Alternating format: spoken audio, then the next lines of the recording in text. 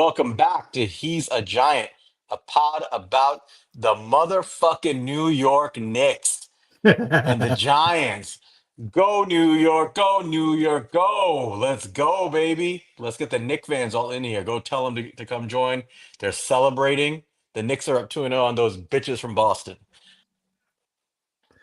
Yeah, man. So you seem happy. I don't really give a shit about basketball, but I'm happy for all you Knicks fans out there getting some sort of excitement from these New York teams. Clearly, it's not coming from the Giants. Hopefully, that will change soon.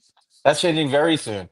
Anyway, welcome back, guys, to He's a Giant. We're going to do an episode here grading all the draft classes, team by team, just seeing how the players fit, seeing what we think about their rosters as we go through. It'll be fun. We really haven't prepped for this other than just saying, let's do the exercise and see how it looks when we put their rosters together. Yep. Um, Not much going on in Giants land, right, Monty? Just kind of waiting for stuff to start at this point.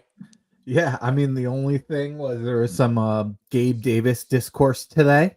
He got released by the Jaguars. I don't know if you have any thoughts on that. I know you went on something last week with about how we should add a wide receiver. So that's interesting.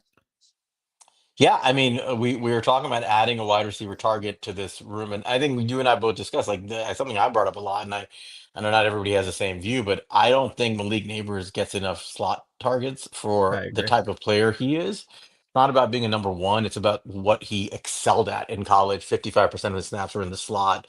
Slot fade was definitely his best route. He can play anywhere, but I think if you can make him a 50-50 type receiver, kind of like CD Lamb. 50, he's pretty much right down the middle, 50-50 slot in the outside. He just really opens up your offense so much more. So I would like to get more versatile receivers in here that allow us a chance to move guys around. And I like Wandale, man, but Wandale, he's just a slot only, and as long as he's playing, nobody else is playing the slot.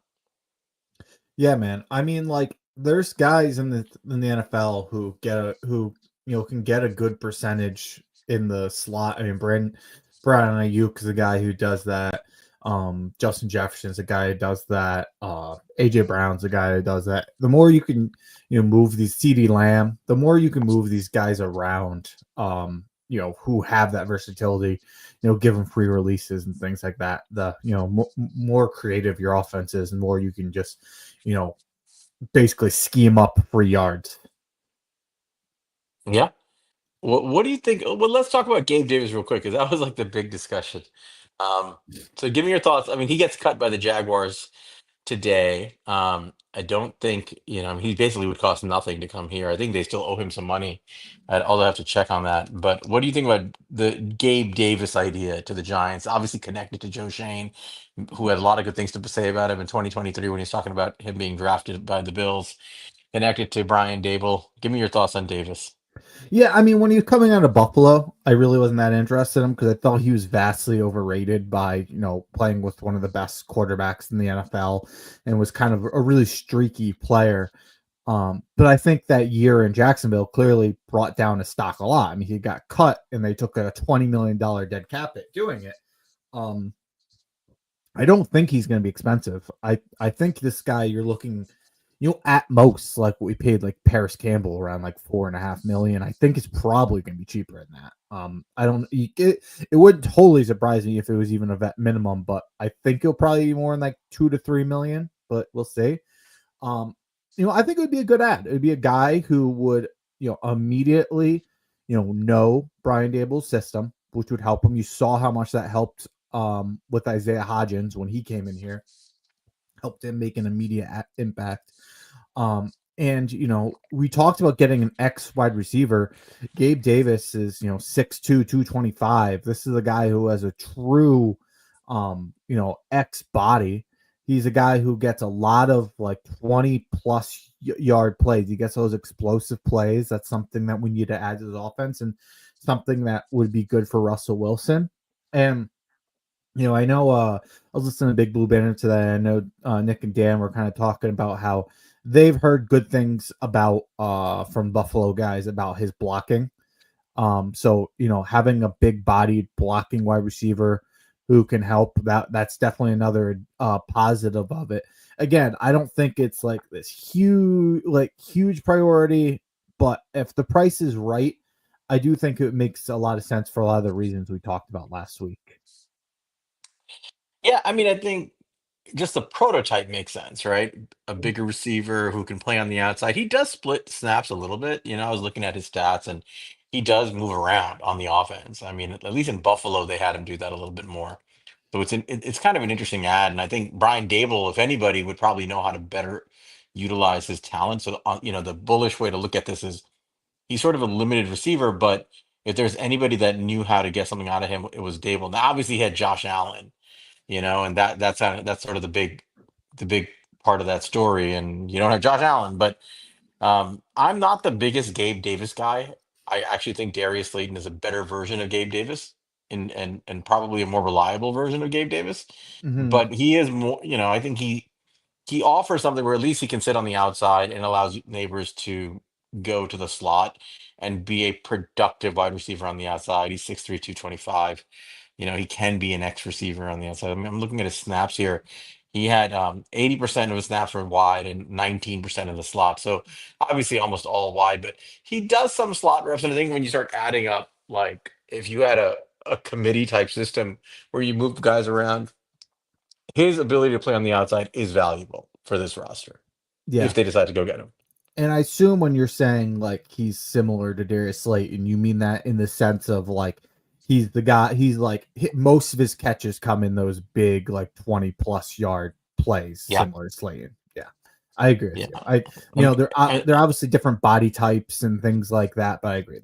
They're outside wide receivers who kind of live and die by those like long plays. Yeah, I mean, take last year out of it because his first year with Jacksonville, and which was kind of a disaster where he only had 20 receptions on 42 targets and was averaging 12 yards a target. He had 239 yards. He had some injuries, but still, like, he just didn't do anything. Last year was a terrible season for him. But in the years before that, and again, this may be just Josh Allen, you just don't know, but he was averaging, these are his yards per reception going from 2020 to 2023. 17.5, 17.6, 17.6, 16.6. So he is a guy who's gonna get yards for you at a pretty efficient clip, down the field when you Mm-hmm. utilize him. And I think that's sort of his best role. And outside of Neighbors and Slayton, we don't really have anybody like that even on the roster, unless you want to start playing Jalen Hyatt. But to this day, I have no evidence that this regime wants to play Hyatt until they play him. I'm thinking that they're always looking for a replacement. Yeah. And another stat to add to that, kind of talking about like the explosive plays. I was looking earlier today, 22 and 2023, he was ranked 12th in the NFL in receptions of 20 plus 20+ yard receptions. So both years in a row, 2 years in a row, he was ranked 12. So, that's noteworthy. It's something that he does well. Yeah, I think he'd be a good fit. He's not a guy who had looked to probably extend after this year, but for 1 year, add another body and then hopefully draft a body for that instead after that. Yep. Interesting name to watch. And you're not going to really get better players than him at this point. I guess Amari Cooper's out there, and I guess if you want to Mhm. spend money on him, that's an option. We just saw George Pickens get traded into the division. That's a little frustrating to see happen. I mean, they didn't give up much for him. A third and a future fifth, it looks like, for Pickens, and a sixth or something like that. Yeah. Um, but yeah, you brought up an interesting point in one of your tweets, which was, he could be another one of these players in a long line of, very good athletes who could only, who were known to be somewhat head cases, who could perform under Mike Tomlin, and as soon as they left the Steelers, they struggled. And I Yeah. wonder if he's going to be in that boat. Yeah, I mean, I worry about it. Obviously, the Giants fan, him going division because George Pickens is extremely talented, and a point Dan Snyder brought up was essentially like I thought was a good one is essentially they're playing the comp formula game. Like it's only a 1 year deal. They decide to let him walk. The chances that they'll get that third round pick back is high. So it's a really like Right. kind of like low risk move for them, which is true. It is unfortunate to see the Cowboys make such a good move like that. But yeah, the other point I brought up was look, AB was barely a head case in Pittsburgh. Le'Veon Bell was barely a head case in Pittsburgh, at least for most of these times. Deontay Johnson was barely like known as a head case. Martavis Bryant a little bit, but like obviously there was stuff there, but it's not even to the level that it's got. Like I feel like the most that problems it's been is with George Pickens, and these guys were certified lunatics who Mike Tomlin was able to basically like avoid that being a problem. And he wasn't able to avoid it with George Pickens. So, I don't necessarily have the most confidence that Brian Schottenheimer is going to be able to keep the lid on George Pickens. We'll see. I could be blowing this totally out of proportion. It's not like anything that George Pickens has done in particular shows like, yeah, this guy can't keep up at this pace. If he keeps at this, he's going to be out of league. It's not like that, but if history shows how well Mike Tomlin has hid some of these issues before, and from the baseline he's already at, it's going to be a problem in Dallas. But we'll see. Maybe I could be totally off. Yeah. Um, so we'll see. I mean, I think I'm really excited. This is the first year I'm really excited in a long time for camp to come. Can't come soon enough. I want the season to get here, man, because I want to see what happens. I do think the Giants have enough talent to field a competitive roster at this point and be in games. I've been making a case in spaces this week that I feel like, the concept of the, you know, analogous to baseball, the Pythagorean win loss, calculation, which is basically, estimating the plus minus run scored for a team over the course of 162 games and using that to estimate their win loss record. It's actually a reasonably accurate system. Um, I think if you apply that to football, points for, points against, and the net, when you look at the Giants roster overall, at least right now, it'll change obviously, but right now, I think that, with Russell Wilson at quarterback, hopefully all year, giving Jackson Dart a chance to develop, if Neighbors continues to grow as a player, if you properly integrate Scadaboo and get him to be in a good rotation with Tracy, and guys like Slayton and Wandale all contribute, and maybe you get something out of Theo Johnson and Dino Dong, like I I feel like this has the makings of possibly a 21 to 22 point per game type offense. I don't think that's a crazy ask. I think that that's about league average-ish. And I think this team could get there. Like, I think this can be like at 21, 22 points per game as an offense. And when I look at the defensive side of the ball, it's a really good defense, man. I know we're playing some tough teams, but I can see this defense holding teams down because they fixed some of the issues that I think were the big problems, which is that, they didn't have guys in the interior to help Dexter Lawrence to either rush the passer or stop the run. And they didn't have a DB room of guys who you could use properly and deploy to try to get turnovers, which is what this system is based off of, right? It's the idea is you rush for and you keep the play in front of you and you want your guys to make a play on the football. So the way I see it, I think the Giants can score 21 to 22 points per game. I think they're going to give up around 20 to 22 points per game. So my theory of the case right now is that they will be somewhere like close to a net zero in points scored this year, points for and points against. Maybe plus or minus 30 on either end. But to me, that sort of adds up to like a team that's hovering around 500, given and could be one or two games above, one or two games below, depending on how the ball breaks and how it bounces, and late in games. But that's my theory. What do you think about that? Yeah, no, I mean, I agree with you. Obviously, it's going to come down to it's the NFL. We'll see how injuries play. We'll see how those one possession game plays. Um, I they certainly need to hope that the ball bounces right for them this year for them to really get a chance to come back next year. So, hope they got to do all they can right now to prepare themselves for, things to break well for them. Yep. All right.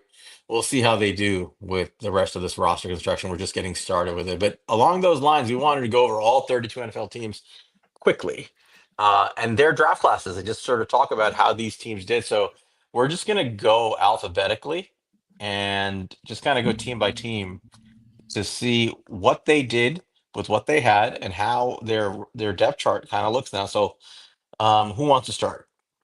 Do you want to take the first one with the Arizona Cardinals? Sure. And I'm not gonna, I'm not gonna go too deep into the like day three picks because I don't. It's hard to know how those guys are gonna impact the roster. But let's Mhm. just start with like at least the top 100 and go from there. So I thought the Cardinals might have had the most high upside draft of anybody, Yeah, that drafted this year. So at pick 16, they took Walter Nolan, who we felt was a close second in the interior defensive line behind Mason Graham, and was a guy who, because of some personal issues and supposed character issues, probably got drafted a little bit later than he would have been. I mean, I think he would have been closer to the top 10 yeah. if those weren't issues, but he goes 16 to the Cardinals, and he's just a force. Um, at pick, their second round pick, they took Will Johnson. Man, he fell all the way to the middle of the second round with issues about like his healing. His knee and his like he had a recent hamstring injury. People are concerned about degenerative issues in the future. Reminded me a little bit about how Aziz Ojolari fell to us. Mhm. With the concerns about the knee, and you don't know what it's going to shake out as. But if Will Johnson can play, this was a guy who was basically considered a top 10 pick all the way through. And and to, Best corner in the class, except for Travis Hunter this year. and to put it into context, Will Johnson was fifth on our big board, and Walter Nolan was sixth on our big board. So like, they We got like the class. Yeah. yeah. Obviously, when you talked about it, there's reasons why those guys fell. Walter Nolan had some apparently small field stuff, and Will Johnson's really knee injury. That seems like more information came out about that after the first round, and it seems like it was a lot more serious than we thought, which makes a lot more sense why people kept dropping him down their big board because we didn't really understand it. Yeah. Um, if they both hit and overcome the concerns people had at draft time, you're talking about adding two potential all pro talents to your roster with the first two picks. That's impressive. In the third round, they took Jordan Birch, the edge from Oregon. We didn't get a chance to do a full profile on him, but if you've Mm-hmm. watched him, he's a really good edge rusher and very strong, has a lot to offer. In the third round, that's excellent value. They were looking for somebody like that who can be a rotational edge for them. Um, Cody Simon, the linebacker from Ohio State, is an overall solid off-ball linebacker.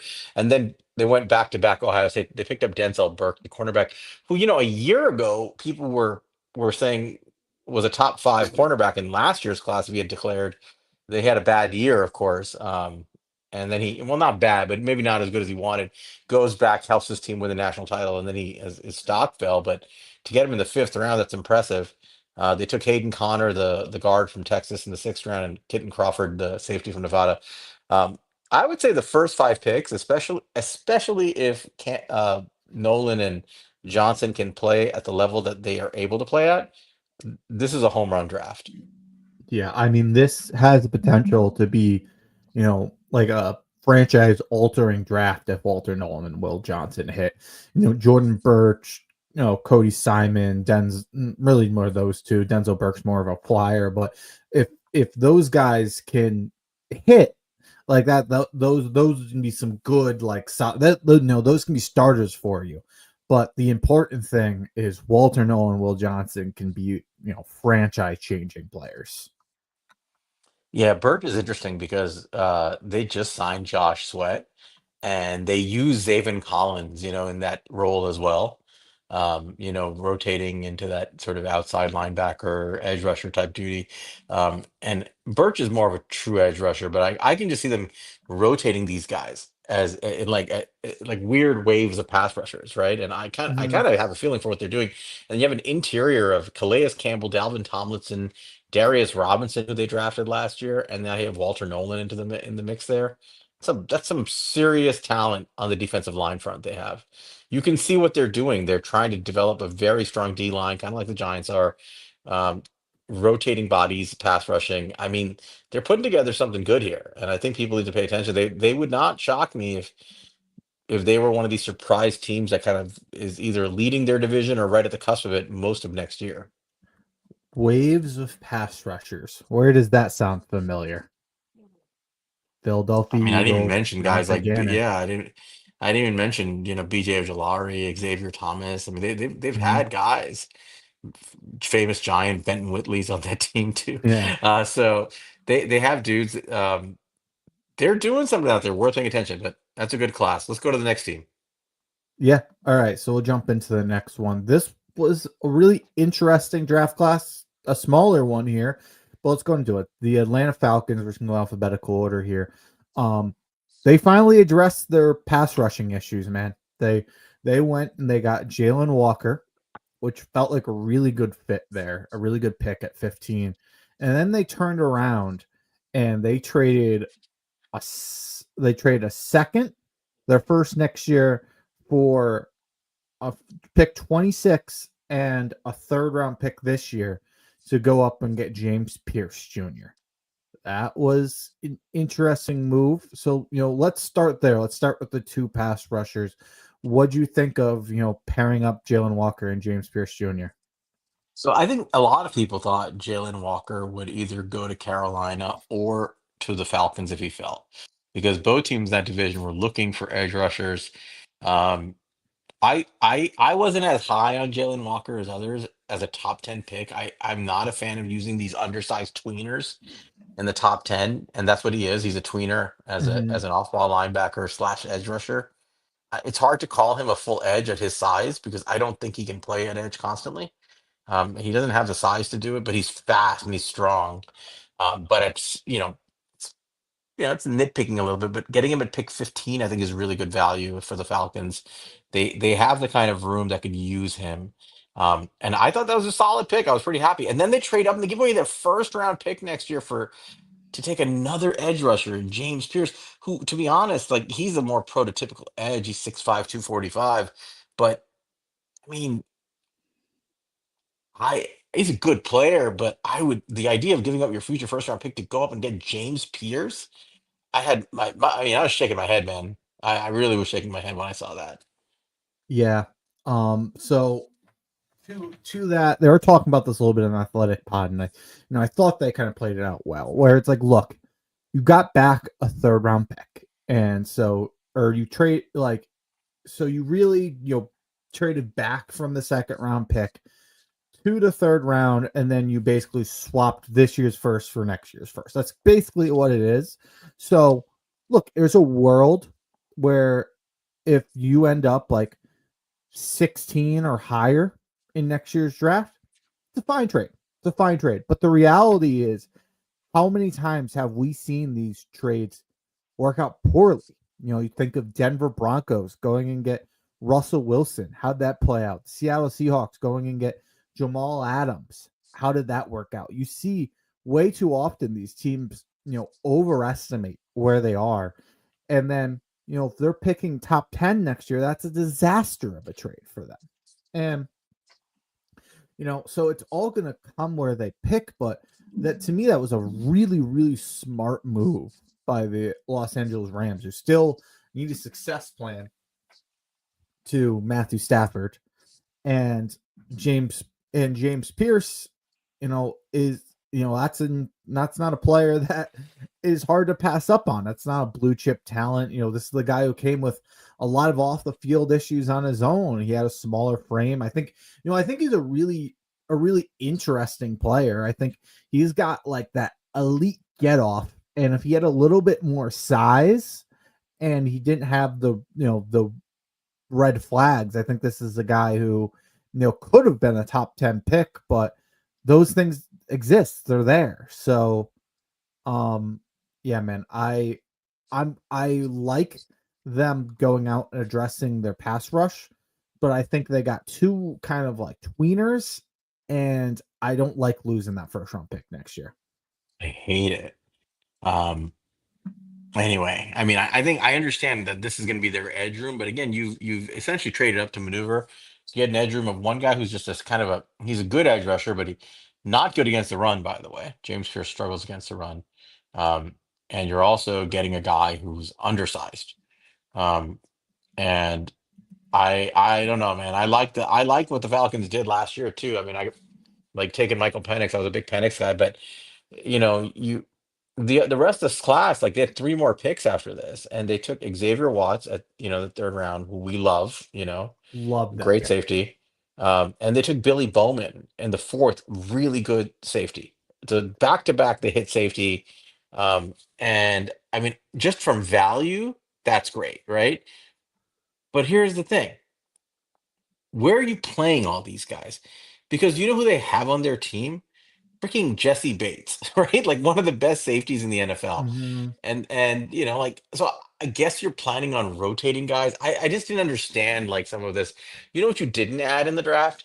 A single offensive weapon for your young quarterback who presumably you're doing all of this for, right? Yeah. You're doing all this. You don't make trades or you give up next year's first unless you're like, I got my quarterback and I got to win for him. I actually could kind of agree with that mentality. Go get your players when you got your quarterback and try to win for him. But to some extent, like you got to invest on the offensive side too. Like you can't just get guys who are rotational defensive players, um, especially when you're trading away a future first. Like you didn't get a receiver, you didn't get a running back to, and, granted they already have Bijan and Algier, but still, you didn't get a tight end. I mean, they may think Kyle Pitts is going to be great, but is he? You know, you didn't get any offensive line reinforcements. This was a good O line class, and so I don't. I mean, I like the players they drafted. I kind of hated their process. Yeah. I think it was way too risky at trading that first round pick away next year.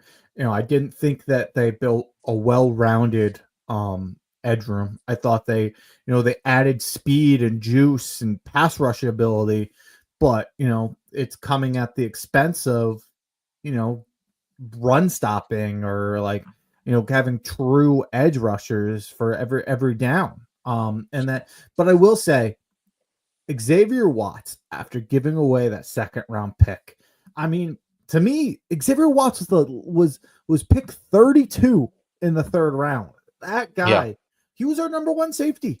We loved Xavier Watts' tape. We thought he was a yeah, very he's good player. awesome. Funny enough, Matt Miller's pro comp him with Jesse Bates. Um, Right.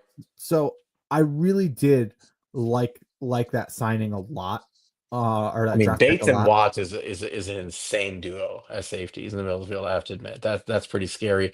And you got AJ Terrell there. I mean, you have a nice room there. You really do in the defensive backfield.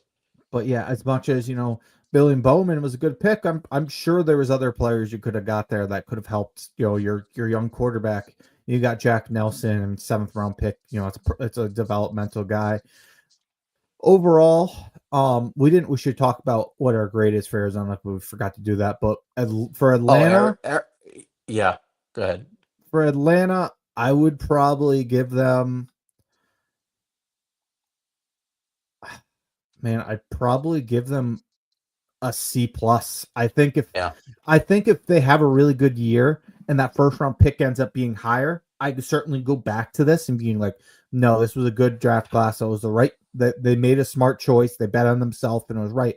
But right now there's way, way, way too much risk with that first round pick. And if that ends up being like a top 10 pick, this is a disaster. If it ends up being like 16, I mean it's not great, but it's fine. If it ends up being in the 20s, good trade. But so yeah, I'm gonna go C plus here. yeah. I do like the players, but like I said, I don't No, know if it's C plus.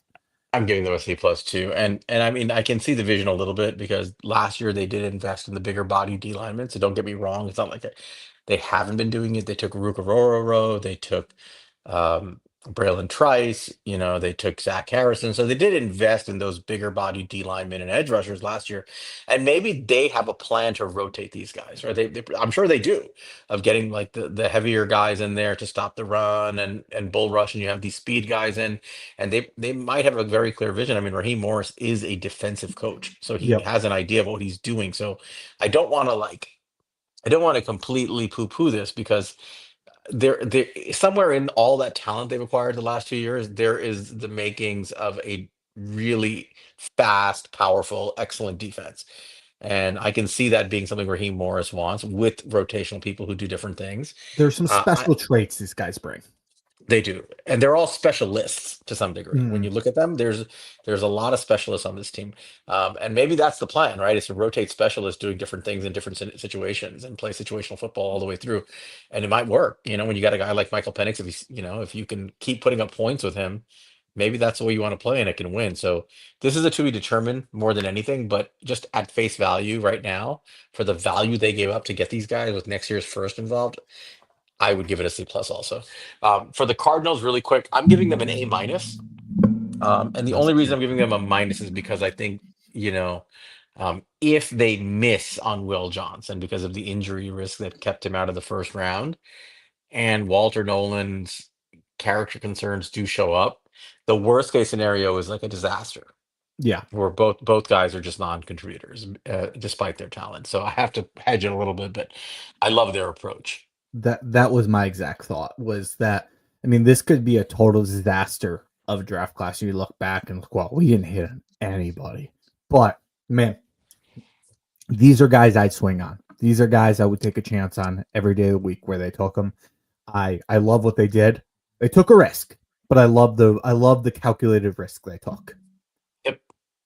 Let's go through these. We got a lot of teams to get through. Yep, So Ravens, there's not a lot to go into in saying other than the Ravens did Ravens things. They yeah, took a lot of players. They don't trade away their picks very often. they They do. Just take get more. players. They trade them to get more. They don't trade up usually. And Yep, I don't know if you saw the Eric DaCosta it was interview about this where he spoke about incredible. like how the idea being that there's intrinsically just intrinsically more value in taking swings than there is in moving up and getting guys, because what you're doing when you're getting up and taking a guy is you're kind of saying, I know more than the field, and odds are you don't, right? Whether that's right or wrong, I mean, that remains to be seen. But I like that general process. They took 1, 2, 3, 4, 5, 6, 7, 8, 9, 10, 11 players. Uh, or am I miscounting that? 1, 2, 3, 4, 5, 6, 7, 8, 9, 10 players. I'm sorry, but look at no 11 players. I'm sorry. Yeah, it was Yeah, 11. 11 players. But look who they got. Like what they do is they don't trade up and they just sit and let the board come to them in general, and take the best player. So they Hmm. already have a stacked roster. We know that, but they get Malachi Starks, who was by many one of the like a borderline blue chipper to a lot of people at pick 27. That's outstanding value for Malachi Starks. And we said he's probably going to go in the 20s somewhere, maybe in the late teens, but 27 is a little later than I thought he would go. And for him to go to the Ravens, who already have some solid players there, but some of them are aging out, um, you use him as a nickel in that rotation with, guys like Marlon Humphrey and Kyle Hamilton in the backfield, Nate Wiggins, who they just drafted. That's pretty damn solid. And then they, of course, drafted, after that, they got Mike Green in the second round. We both loved him as a player, as an edge rusher. He's a powerful Hmm. force. He's probably the most complete edge rusher in this class, like right now. Abdul Carter is the best talent, but Green is probably a better pass rusher right now than Abdul Carter because he has more of a pass rush repertoire. He's been doing it a little bit longer, but to get him at pick two, whatever it was, pick 59 is incredible value, 59, 60, wherever they got him. Third round, Emory Jones, the offensive tackle from LSU, who projects more as a guard, but we liked him. We thought he could potentially stick at tackle. Plays real mean. I think he definitely fits that Baltimore Raven power lineman mentality. Hmm. Teddy Buchanan, they take the linebacker, was a good linebacker out of Cal in the fourth round. Carson Vincent is an interesting kid. He's a huge offensive tackle from the HBCU at Hmm. Alabama A&M. He was invited. I think he was the only HBCU player at the Senior Bowl, and he did really Yep. well. Big kid, huge measurables. As basically a developmental tackle. Um, and then they just took a bunch of guys that I'm not going to get. I'll name them, but I can't tell you much about all of them. Bilal Cohen from Western Michigan's a corner. Tyler Loop is a good place kicker from Arizona, one of the better ones in this class. LeJontay Wester, the receiver out of Colorado, was somebody the Giants had interest in, and he's an intriguing talent. They took my guy, Aeneas Peebles, in the Hmm. sixth round, and I love that pick, man, because basically he's going to be a rotational defensive tackle coming in, I think, on passing downs for the most part. But wouldn't shock me, as we had said before, for a guy like him to work his way into the starting lineup and just stay there. Right now, he is situated to be behind uh, Justin Matabuke, so it's not going to be easy to get reps there, but he might find his way as a defensive end, fighting Broderick Washington um, and CJ Rabnell for reps. Um, what else am I missing on this board here? Robert Longerbeam, the cornerback from Rutgers, was a guy I know the Giants looked at, and Garrett Dellinger, the guard from LSU. So they take three offensive tackles, they take an edge rusher, they take a rotational pass rushing defensive tackle, and they take guys on, they take guys who have high value because that's what they do. They sit there and good players follow them. The Baltimore Ravens are perpetual A minus to B plus draft class every single year. And I'm gonna say they are probably in that territory again, B plus, A minus, somewhere in there. Yeah. I mean, just to kind of touch on a couple guys you talked about here. Malachi Starks, you and I weren't as high as other people on him, but again, he was overall a really loved player. And I think that he was the perfect fit with Kyle Hamilton. Talking about, calling out some good fits in this draft, I thought Malachi Starks a fantastic fit at safety next to Kyle Hamilton. I think those two complement each other well. The fall of Mike Green in this draft worries me more, that there is some serious concern over these allegations league wide. But he is a top 15 player. But yeah, that's where. And I'll say the one of those guy, the two more I wanted to just touch on that you already brought up. Emory Jones, guy we were really high on for his tape in 2023. He's a guy that we really didn't go back and do a full breakdown again because his stock really dropped seemingly, but he got picked in the third round. So, it's a guy that we really liked his tape in 2023. I can't speak too much to a 2024 tape. I know a lot of you weren't a huge fan of it, but a guy we were really high on, you mentioned Aeneas Peebles, fantastic pick there in the sixth round. That was a great deal for them. He was pissed about it. Yeah. Overall, they loaded. They got a lot of picks, a lot of players. It's what they do. They're gonna do well. I'm gonna go with the B plus though. Yeah. The rich always get richer. With their mentality, just stay there, take players, add talent. It's frustrating. I know Mackey's in here. Welcome, Mackey, our friend, Ravens fan. That sometimes these Ravens fans want them to package the picks, move up, and get like a more impact player. But they definitely have a strategy. And say what you want, they're pretty much in contention to win a Super Bowl every single year. They're right there in the division round or the AFC title game. Like they're always knocking on the door, and that's not easy to do. I mean, even when you have an MVP caliber quarterback like Lamar Jackson, teams fall off. The hard part is keeping that roster intact and competitive, and they do a good job of that. So I'm going to trust EDC on this. I think he knows what he's doing, and I like this class a lot. Yeah. All right, you want to go to Buffalo? You can handle that one. Yep. So I'll go over the Buffalo. Started out with the first pick. They got Maxwell Harrison.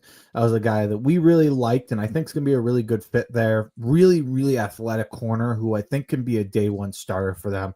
So it's a guy who fills a need for them, helps them get another step closer to getting to a Super Bowl, but also a guy I think who is a really high upside based on his athleticism. So I think that was a good grab. TJ Sanders, really, really good player, really good run stopper who, has some pass rush juice. I think that was a decent grab. Again, sticking with the run stopping vibes here, they went and they got Landon Jackson in the third round. I thought, that's where I wasn't as high in Landon Jackson as you are, but that's where I liked him. If he fell to the third round, I would have happily taken him there. I'm really happy with the player we got in the third round in Darius Alexander, but Landon Jackson was really good value there. It's a guy I think who has some pass rush juice, but is going to be a really solid run stopper for them. I think that was a good pick. Deion Walker, fourth round.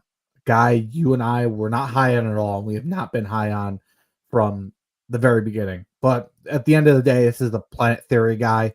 6'7", 331 pounds. He is just a big, big, big man.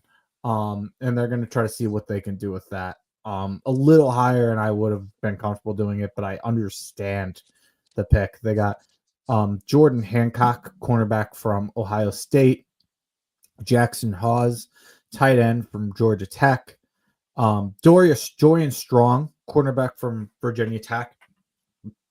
He's a guy who I really liked at the cornerback position. He's a tough corner who I felt did really well carrying wide receivers, 6'1", 185.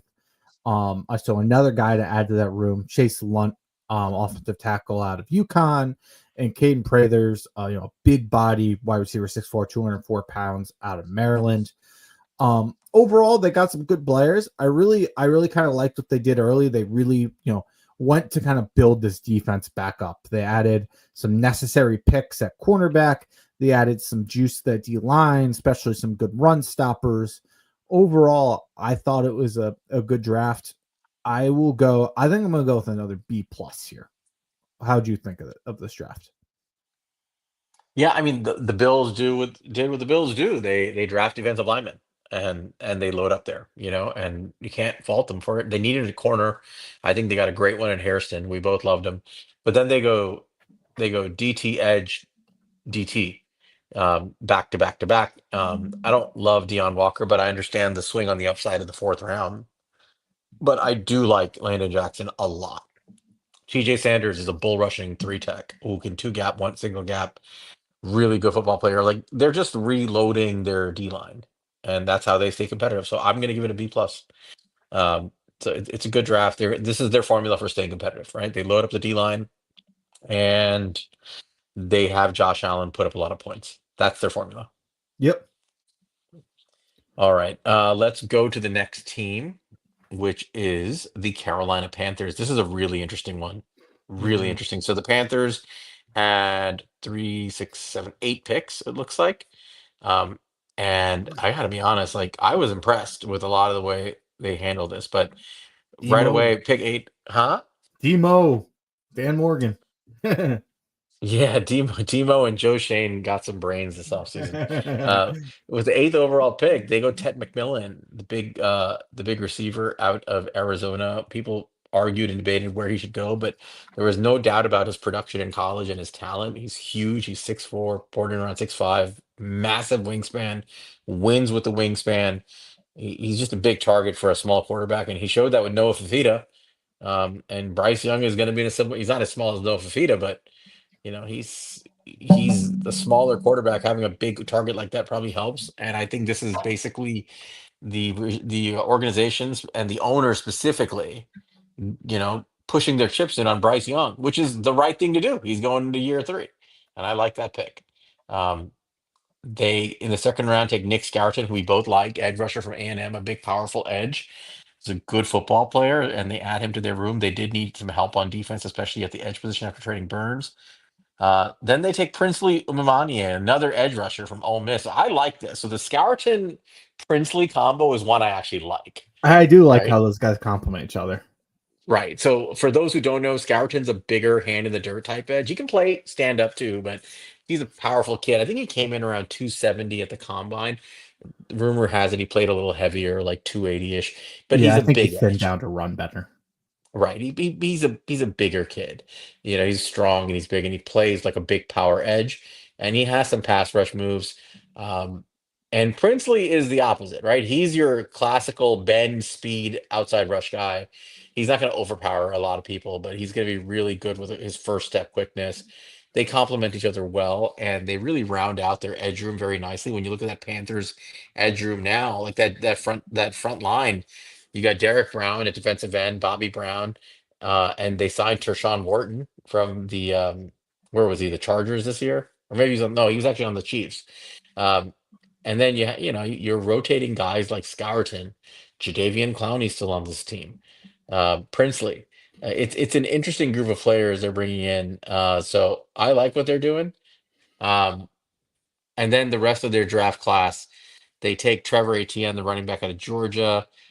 He's a good player. He's not a great player, but I think he would have gone higher in any other draft class, most likely. They did in this one. Lathan Ransom, the safety, who's a solid hitter and a solid tackle from Ohio State. Cam Jackson from Florida, DT. Mitchell Evans, the tight end from Notre Dame, is actually a pretty good tight end. And Mhm. Jimmy Horn from Colorado, the wide receiver. So they added some talent here around Bryce Young. And it seems like what they're doing is getting Bryce some weapons and otherwise just kind of making a case for a strong defensive line. We're seeing a theme here, right? And a lot of these teams they dug into the strength of the draft class, but I think this is a pretty solid, like a B. That's where I Mhm. landed. Maybe B to B plus, somewhere in that territory, but probably a B of a class, but solid. Yeah. Yeah, I really liked. the process here with this draft. I think T-Mac, I think makes a lot of sense for him. I mean, bringing him with Dave Canales, who really had success in Tampa Bay with Mike Evans, the guy you've comped T-Mac to before. I think Hmm. that makes some sense there. I think that fit makes a ton of sense. And then what you mentioned, Nick Scourton and Prince Humilian, or I didn't say that right, butchered that, whatever. Princely, um, I really good matches for each other. And we were both big Nick Scourton fans. So I thought that's probably my favorite pick of their draft is, that's a guy who was even better of a pass rusher at Purdue. He had double digit sacks there in 2023, and just a guy who can run defend. You can put him inside. You can stand him up. Whatever you need to do. He's a really really good football player, and having deploying Princely more in third downs as a stand-up pass rusher, I think is a good match there. And then overall, I thought they had some good players. I thought the other guys were um, solid. You kind of already went into them, but yeah, I agree with you. B plus. I'll go with B. All right. We got a lot of teams to go. We're 45 minutes in, so I think we're gonna have to do this a lot faster. All right. So if we're gonna get through these teams, let's just list off the names and give our impression, and let's go through because I think we can't give the scouting report for every single player. Like you and I, we're just kind of like that's our tendency. Yeah. But at this point, let's just talk about how they fit. So the Bears are next, and I think you're doing this one. Yeah, so I'll just list them out, but I'll just call out the reports for just like one player or two. So Colson Loveland, tight end Luther Burden, wide receiver, Isaac Pillow, offensive tackle, Shamar Turner, defensive tackle, Ruben Hippolyte, linebacker, Zav Frazier, cornerback, Luke Newman, offensive tackle, Kyle Manungai, running back. Overall, Colson Loveland was their first pick. Did not love that pick. I understand why they did it. I think he's supposed to be the Sam Laporta for Ben Johnson over there, and I understand that.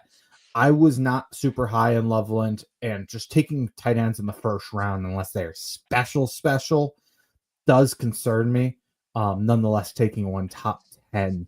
So I did not love that pick, but the idea was clearly to boost up this offense for Ben Johnson. They turned around and got Luther Burden, who was our wide receiver one. Loved that pick. I mean, Two I oh, yeah, wide are, receiver are behind behind Travis Travis. Hunter. Right, Oh, right, not wide receiver one other than Travis Hunter. right. But Luther Burden, fantastic fit. I don't even know how they're going to use him at this point. DJ Moore, Roma Dunze, and Luther Burden, they are stacked there. So eventually, I assume they'll move on from DJ Moore, and he will take a bigger role. Overall, some really good. I like Shamar Turner pick, and Kyle Manungai. Do not be shocked if he ends up taking a big role in that offense. I would not be surprised if he was Chicago Bears' number one running back this year. Keep an eye out for Yeah. that for fantasy football players. Yeah, one guy I want to mention in their class really quick.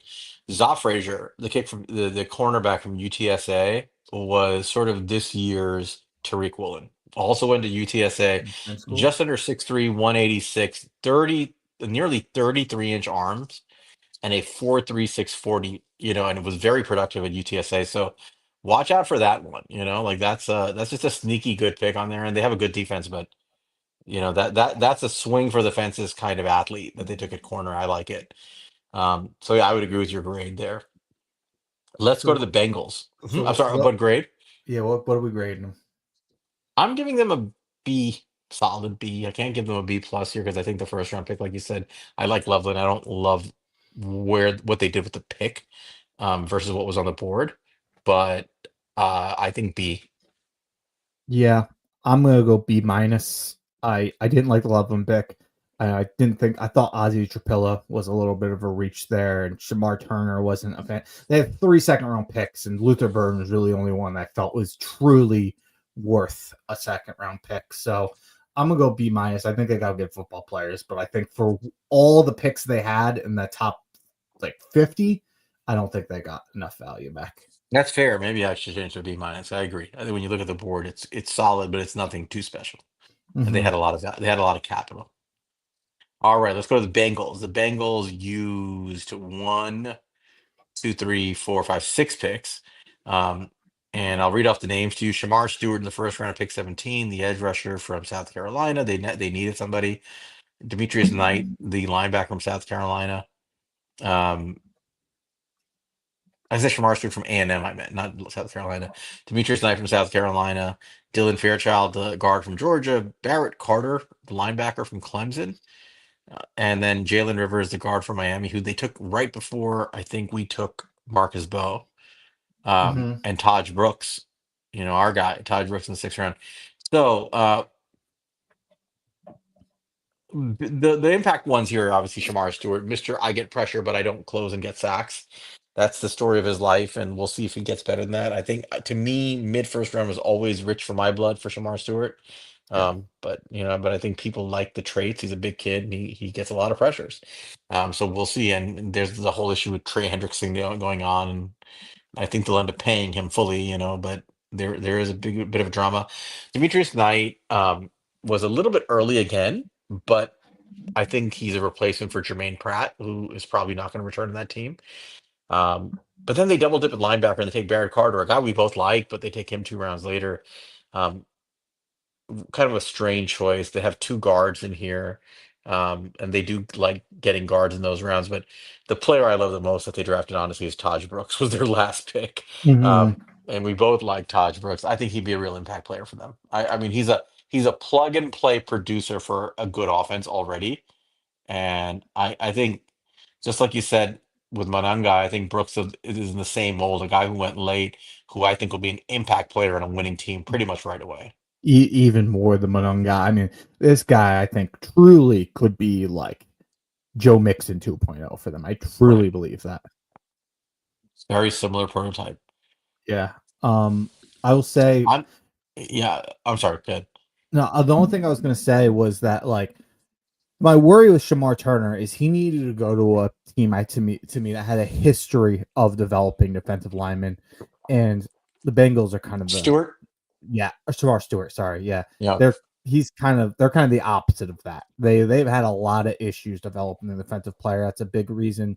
Lou and Murillo got fired, and obviously they have a new defensive coordinator, and hopefully that changes. But I have a lot of concern if they're going to be able to successfully develop them. Um, yeah, for all the reasons you hit on, I like Dylan Fairchild pick. A little bit high, but I do think it was a good player. Uh, Taj Brook is really carrying this for me. I'm gonna go B minus. Yeah, I'm with you. B minus. It's hard to kill them because they're already such a good football team. Yeah, But whenever you're like, the Shamar Stewart one is actually a negative for me, and Brooks is a real positive. So I think B minus is good. They got good players, but the doubling up at linebacker, or the guards who may or may not play, it doesn't sit great with me. I think they're okay, but B minus is probably being fair. yeah. It's like individually, I like the players. I just don't know if they capitalize on the value across this draft. Let's go to Cleveland. All right, Cleveland. Uh, So really interesting here. Cleveland had the second pick in the draft. Basically, it was written in pen. Cleveland Browns are selecting Travis Hunter. Their GM's comparing him to Shohei Otani. And then we start to hear on draft day, the Jacksonville Jaguars are looking to trade up. The Jacksonville Jaguars trade their first round pick next year, their second round pick this year to trade for the to trade up from 5 to 2. And so I mean that was a home run trade down for me. As much as I really really love Travis Hunter, that package, especially from a team that could very well be a bad team next year in the Jacksonville Jaguars. That was a home run to start off, and they came down. They didn't overthink it, and they took Mason Graham, who was some of our favorite tape this year, Hmm.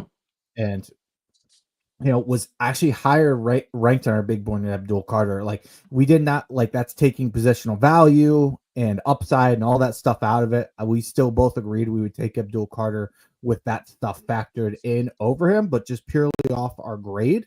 we he had a higher grade for us. And they came back at Carson Schlesinger, Quentin Sean Judkins, Harold Fannin, Dylan Gabriel, Dylan Sampson, and Shador Sanders. This was an interesting draft, man. I mean, Carson Schlesinger, probably the best pure line off ball linebacker of this game. Quinshon Judkins, one of our favorite running backs. Harold Fannin, one of our favorite tight ends, and Shador Sanders, who fell for, a few reasons. He apparently did really poorly in the interviews. There's probably there's similar what they're talking about with Quinn Ewers, a lot of tension that comes for a backup quarterback once you get there, and but they took Gabriel and Sanders, so you're gonna wonder how that works out. This was a really interesting draft. What was your thoughts on Yeah, I hated this draft. it?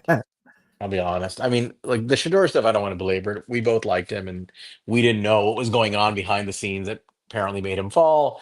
I think he fell a little way too much, and some of that is the what the teams in the NFL think is his luggage or baggage, whatever it may be, right? But Mhm. I don't understand taking Dylan Gabriel in the third round and then coming back for Shador Sanders 2 rounds later. Yeah. Even if you're in that camp that thinks Dylan Gabriel's better than Shador, it's a small camp, but there are people who believe that. Like, why would you then take Shador if you actually believe Hmm. that? And I think the vast majority of people think that Shador is a better player. So why'd you take Gabriel? And with a premium pick, I mean, it was a top 100 pick. It Yeah. makes no sense to me. And that ruined the draft for me. I'll be honest for them. Like, I kind of like what they were doing. They were loading up with for picks for next year, and probably aiming for next year at quarterback. And then they used 2 picks on quarterback. Granted, they're Hmm. they're later picks, but still, like one of them was a top 100 pick. And then it just makes everything else look strange and like nonsensical on their board. So Yeah. um, I'm gonna give this. I'll be honest, dude. I graded this like a C plus. I understand where you're coming from that and the quarterback leaving a sour taste in your mouth. I think they killed that trade down so much. I think they picked some really good players. I love Harold Fannin. I really like Quinton Judkins. Love Mason Graham. Really like Schlesinger. And I think, it's worth swinging on quarterback. I don't necessarily know that if they went about it the right way. I'm gonna go a B plus. We're different on this one. I think that's heavily carried by that trade down, which The I trade think down, set yeah. them up well. But it was really, really interesting class. Yeah, and to be honest, I'm probably being unfair because if one of those 2 kids ends up being their starting quarterback, which I think will happen, Being then who A. cares? Especially if they're good, or that's an A class, right? So, but it's just a weird dynamic, right? You got 2 kids from Hmm. the same class, like in those rounds. One of them who got drafted last was probably consensus QB2 in this class, right? Um, Hmm. and so it's just a strange dynamic, and it brings a weird energy to camp. I don't know what's going to happen there. That's the only reason I'm saying that, but I get what you're saying. Let's just say let's say Shador wins the job outright, and he's a starter, and he's a good starter, which I think we both think he can be a good player in the NFL and probably will be, in my opinion. And then Fannon's good and Judkins good. Yeah, a draft, but a lot to be determined. And I'm not sure they know what they're doing with the way they handled that whole quarterback situation. Yeah, it's a head scratcher of a draft, but I do think they got good players and they set themselves up for the future. Let's go to Dallas. So the Cowboys, interesting class. I'll rip off the name, then I'll just quickly analyze them. They go Tyler Booker in the first round, the guard from Alabama. Skip out on receiver there, and they take Donovan Ezraku from Boston College, the edge rusher who we reviewed, Siobhan Ravel, the third round, the cornerback from Eastern Carolina, who was injured going into the draft, Jaden Blue from Texas, Shamar James from Florida, Johnny Cornelius, the tackle from Oregon, Jay Toya, the D tackle from UCLA, Phil Maffa, the running back from Clemson, and Tommy Akingbasati, the DT from Maryland. Nailed Um, it. I I don't love the Tyler Booker pick where they took him. I I mean, I just do don't love it. like for us. I mean, I love it Yeah. for us. I don't love it for them. I'm being objective. I don't love Ezraku. I know a lot of people are high on him, and second round, middle of the second round, that's pretty good value on paper. Mhm. I just don't think I loved his tape enough to think that he's someone that I feel a ton of confidence in. I think there were better players in my mind on the board. Siobhan Ravel is a pick that I love here, right? Like that's the one that I feel like you're going to look back and say they got themselves quite possibly a starting like stud outside cornerback in the third round because of injury concerns, and I think he'll be fine. It's a really good class, and I think there's talent here. It's just I don't know about where they took some of these guys overall. Solid. I think if Azuraku hits, it's better, but they're not, and Jaden Bloop, some people are again they really like him and they're high on him because he's a home run hitter, but he's right now I don't think he's a really good running back. Um, Mhm. I think he's got potential, but I don't think he's like as good as some of the other guys that got drafted. So mm, B minus C somewhere, maybe a C plus. I wasn't terribly in love with this class. I liked it for the most part. I'm right with you. It's a Tyler Booker pick. Out of all the players that I was scared they were going to take, I was like, all right, I like that. I like that they took Tyler Booker. My Yeah, main complaint with this draft was, what the hell are they doing at wide receiver? And if you asked me a week ago, that's probably a bigger concern of mine. But the today we answer to talked that. about it. We traded for George Pickens, which makes me like this draft class more. Um, as Araku, I mean, there was guys like I preferred Scourton, but he's not as much of a pure pass rusher as Araku. I preferred Mike Green, but Mike Green comes with a lot of baggage. Overall, I did think as Araku, for a team that really needed pass rush, I felt the second round was kind of the spot they needed to go do that. And I do think that they brought in a player worthy taking there. Ravel, I'm agree with you. Totally love that pick. I thought he should have been a second rounder. I mean, hate it because of the Dallas Cowboys. We love that pick. Jaden Blue, really good receiver, and then you've talked about there's some other picks that are solid later on in that draft. Um, I will go. Yeah, I'm going to B minus. I thought they filled needs well. I thought Ravel was fantastic value. I don't think they, outside of Booker, I don't think they really had a bad value throughout the rest of the draft. I think B minus is fair. Yeah, it's underwhelming, but it's not bad. That's how I look at it. It's not a bad Mhm. draft class, just a little underwhelming. We'll see. And I guess the Pickens thing is really what's going to change the dynamic of their season. Um, Denver Broncos, you're up. Yeah, first round pick they take Johnny Barron. It's funny. I never thought about them going cornerback. I always thought they'd go offensive weapon here. And then when I saw Will Johnson on the board, I'm like, man, could you imagine Will Johnson and Patrick Surtain across each other? And then they take Johnny Barron. I'm like, all right, that's pretty cool too. So they're really building up that secondary to be shut down. I thought that was a really interesting pick. Then they came back in the second round and got RJ Harvey, who look, I like RJ Harvey. I thought that was a really big reach, but Sean Payton knows what he's looking for. That was his guy. You're gonna have to trust, Sean Payton as an offensive mind that he knows what he wants. He found Alvin Kamara and whatnot. We'll see.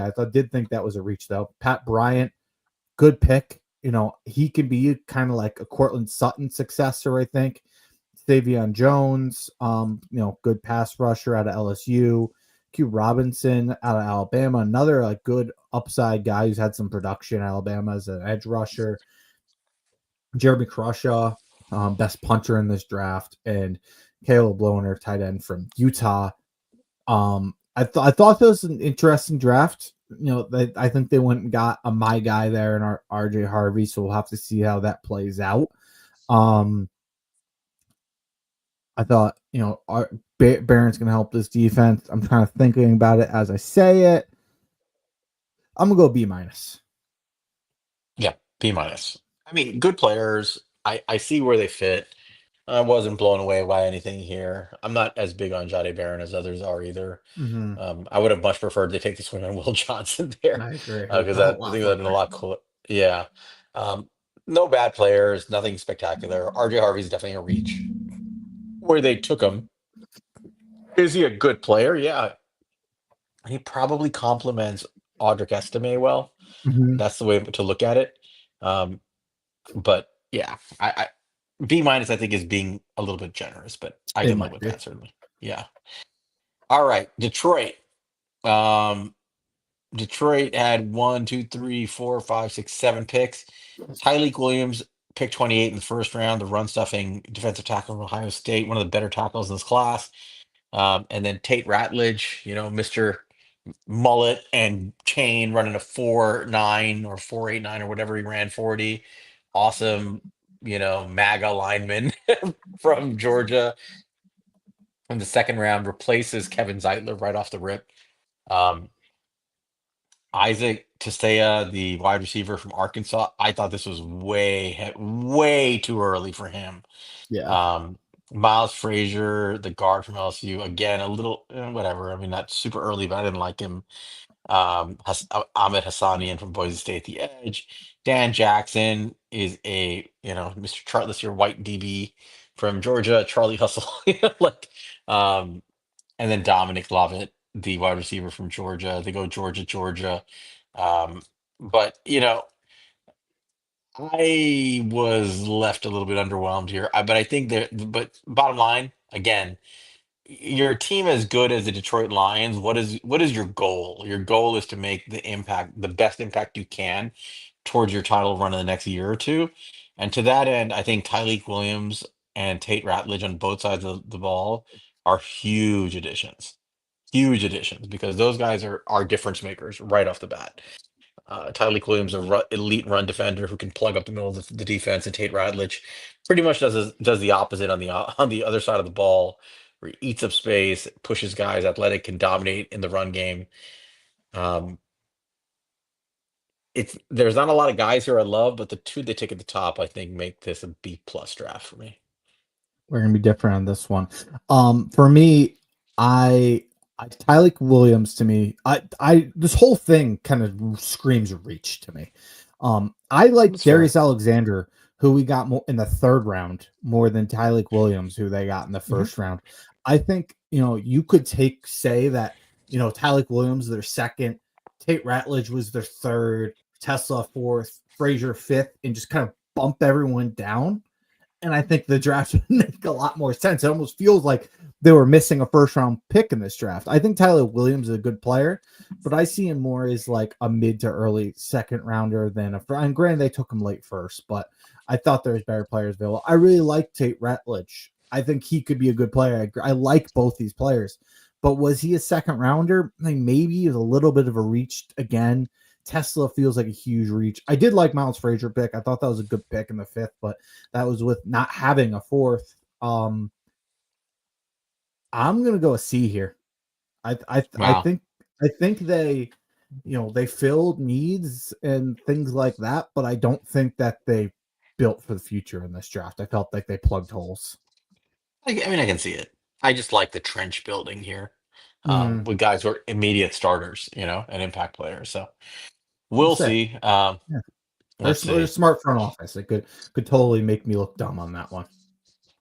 Green Bay's up next. You got them. They're division mates.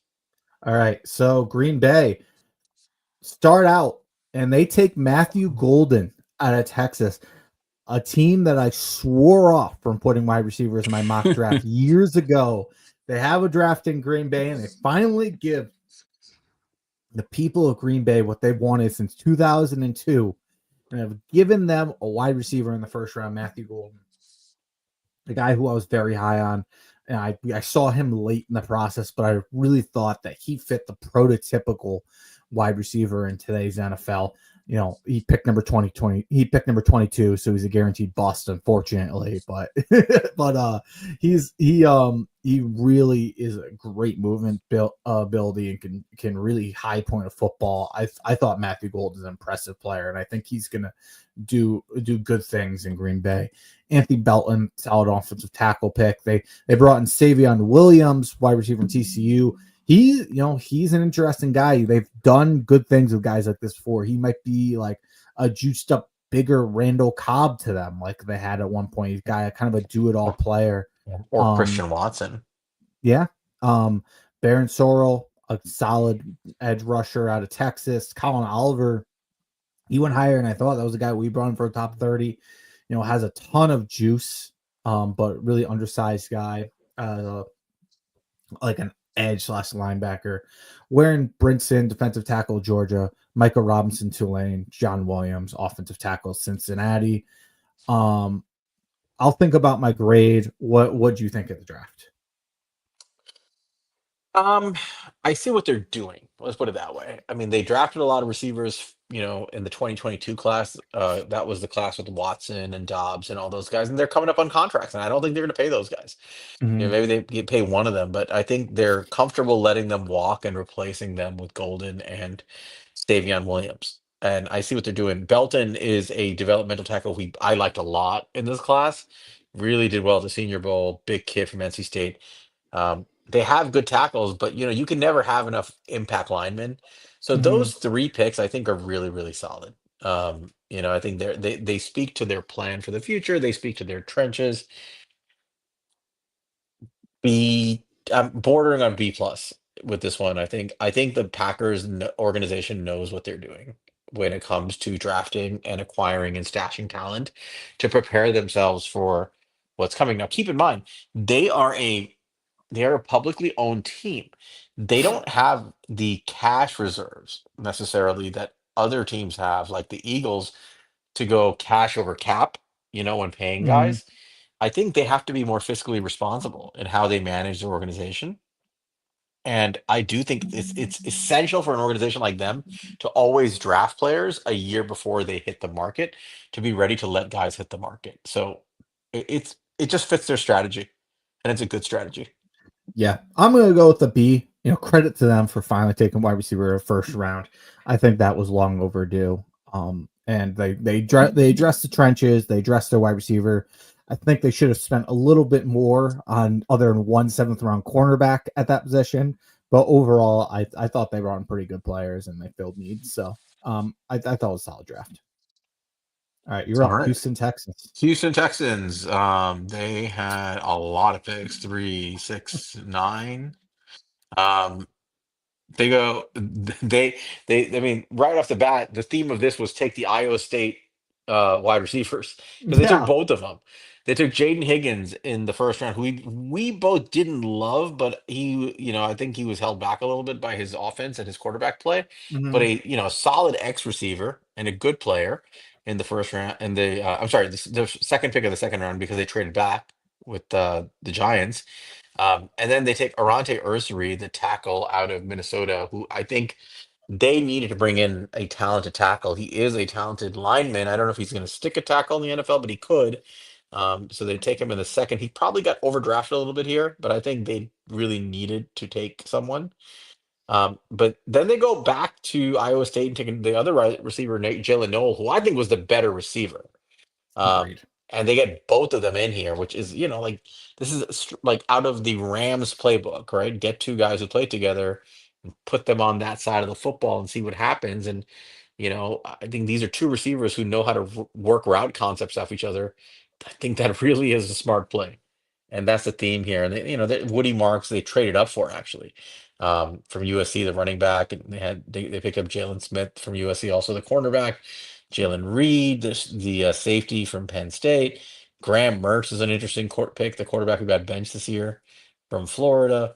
Keontae Hamilton from Rutgers, the DT, and Luke Lachey, the tight end from Iowa.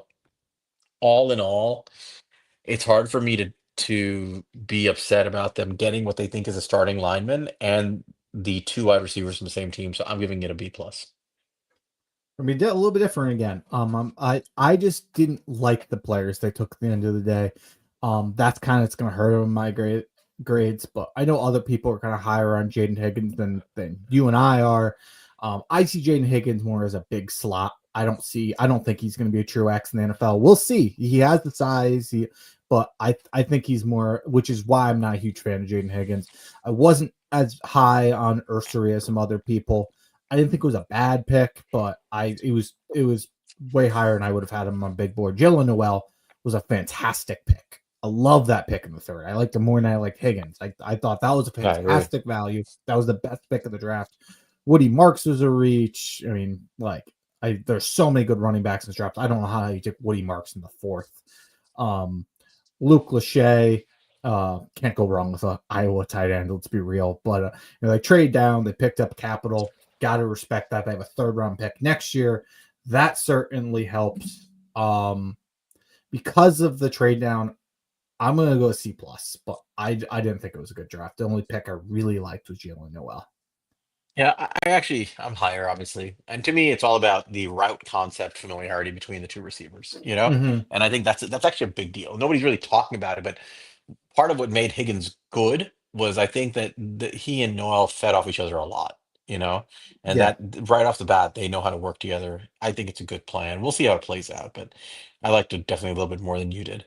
You're and up with that's the something. Colts. Yeah, and Yeah. I'll say that's something you've talked about. You talked about matching up teammates like Braden Fisk and Jared Verse. They did that in the wide receiver room. So similar to what you spoke about. But yeah, let's go ahead with the Indianapolis Colts. So I like the Indianapolis Colts draft for the most part, kind of. I don't know. We'll see.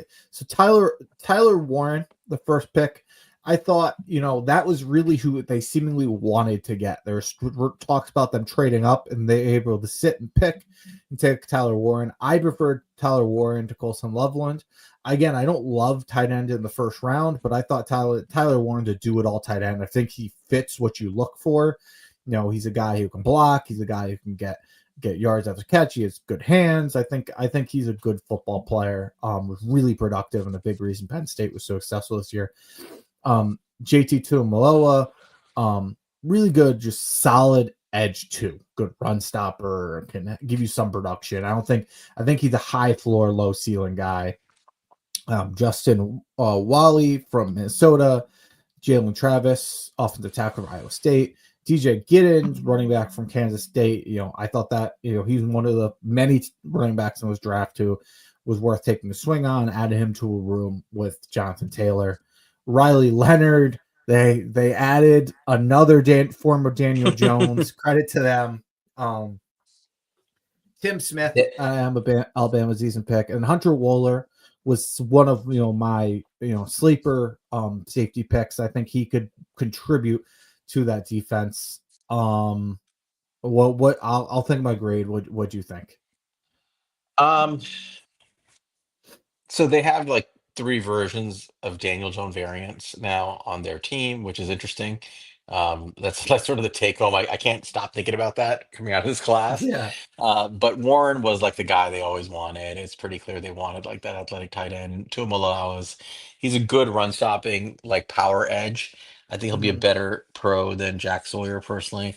Um, DJ Giddens a very good running back. Actually, I like him. All in all, did they make much of an impact on their organization? I'm gonna say no. Yeah. So I'm probably giving this a C plus. Yeah. I'm between a C and a C plus. I think we'll go C. All right. Jacksonville, really another interesting group. We talked about it. They traded up to go from 5 to 3. They take Travis Hunter. And then today they release Gabe Davis. So that tells you where they're headed. Then they take Caleb Ransaw from Tulane at corner in the third round. Then another third round pick. They took your guy Wyatt Milliam from West Virginia, the tackle, who's going to Mm-hmm. probably play guard at the NFL level. Speedy Bashal Tutin from Virginia Tech in the fourth round. Jack Kaiser, the linebacker from Notre Dame in the fourth.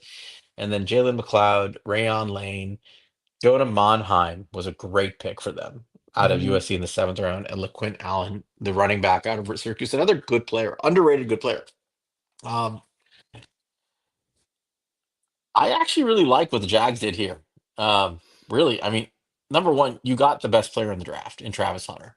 That Yep. you can't understate that, right? Now they gave up a future first, but still, they got the best player in the draft. They have who they think is their quarterback. Hard to doubt that. And then you get a tackle in William slash guard.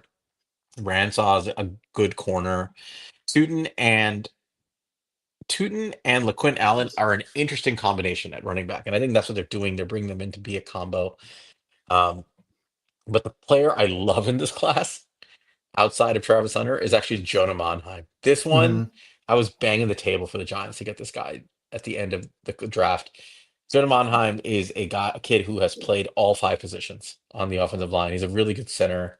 To get him in the seventh round, I can see him being the starter, in Mm-hmm. the not so distant future. I think that's excellent value. Overall, you got two running backs who play off, who I think complement each other well. You got, I think, a starting center for the future, and a guy who's a rotational guard slash swing tackle. So some of the guys you added, in addition to getting the best player in the draft, is really solid. You're giving up next year's first, which keeps you from getting a much higher score than I would have given you otherwise. But I think B plus is where I'm landing. Yeah. I mean, look, like you said, they have a quarterback, so it opens up to it. And if you're going to do it for a rare football player like Travis Hunter. You're not going to see another Travis Hunter. And they recognize that. And they went and got him, a guy who they plan to use on both sides of the ball. We'll see how it works out. But yeah, that could be a very, very good receiving core for Trevor Lawrence between Travis Hunter and Brian Robinson. Could be, somewhat similar to what, Jaden Daniels at an LSU. I mean, those guys could be that good for them there. Overall, I said Wyatt Millam, thought that was a good pick there, really good value third round. And Rashawn Bishal Tutton, he was a guy. If you look at like his advanced stats, stuff that we really weigh heavily with like missed tackles forced per attempt and Yards after yards after contact, contact per attempt. very Yep, good.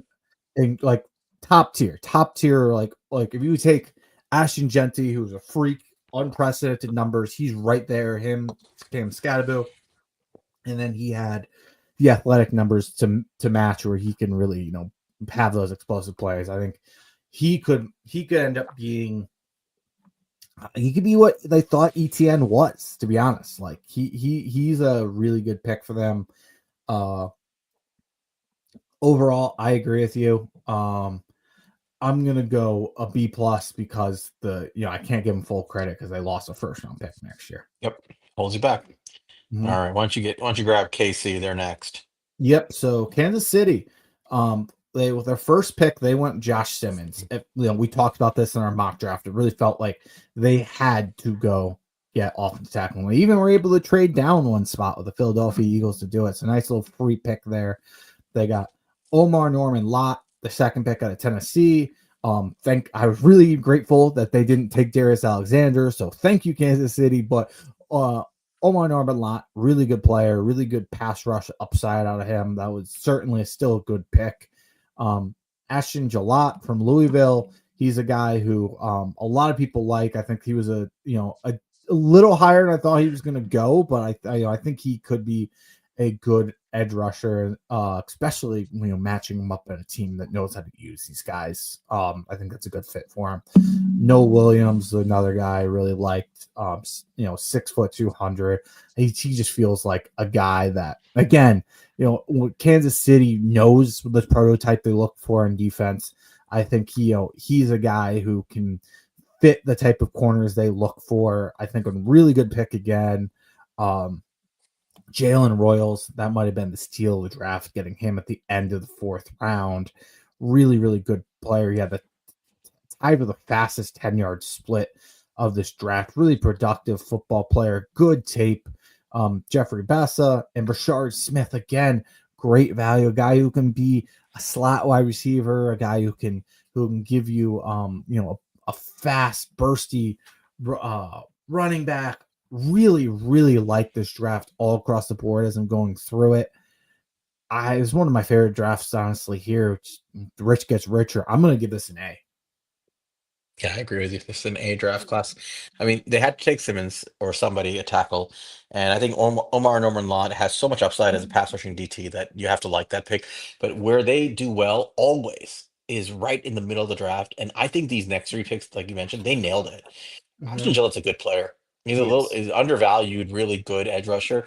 Noel Williams is like I have no doubt in my mind he's like the next Trent McDuffie for them. Like Yeah, no doubt in my mind. that's all I could think of was like, this guy's gonna be fucking Trent And he's a McDuffie, good isn't he? football player. And Royals is like just another one of these like just another weapon that they can put into the mix with Patrick Mahomes. And Royals is better than the guys they've drafted over the last few years. I mean, you can argue Rasheed Rice is sort of in the same plane when he was drafted as a Mm-hmm. prospect, but I think Royals is a better player than Rice was coming out.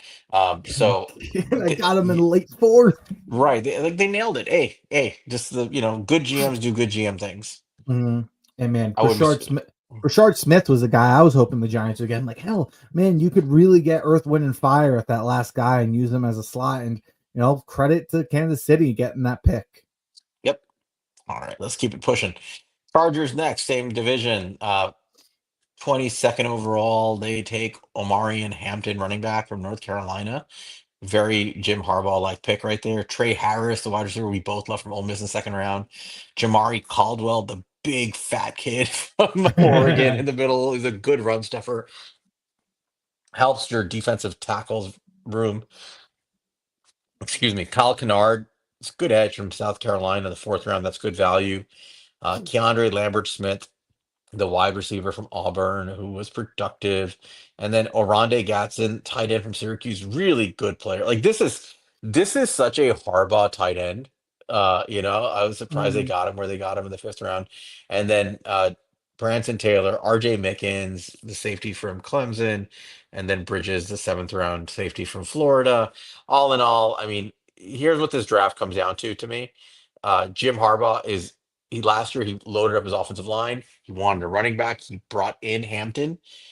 Here he had already just signed Najee Harris, and now he brings in Hampton, and you've got like Harris and Hampton as your running back duo back there with a powerhouse O line, and you've got a really good outside receiver now in Trey Harris for Justin Herbert.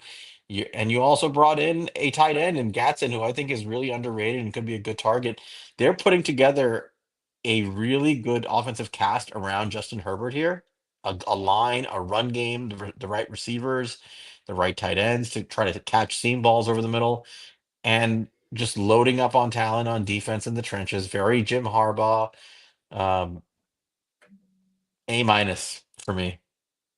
Yeah, I mean, I think they he rebuilt this team fast. He knocked out of the Hmm. park last year, and it gave him the ability to, take some of these, more quote unquote luxury picks, like getting a running back in the first round. But that's a guy who's going to be very, very productive for Jim Harbaugh. That's a great fit for Marion Hampton. He should be very happy he ended up there because, him and Najee Harris for this year are going to be a nice duo. And then he's probably going to be the bell cow moving forward. Trey Harris, he went high, but this is a guy who had like historic yards per route run. You got a big body to match up with Lad McConkey. Again, I think another really good fit. Somebody who will be a good fit there with Justin Herbert. Caldwell, again, good fit, good grab. Kennard tested terribly, but I did really like watching him play this year.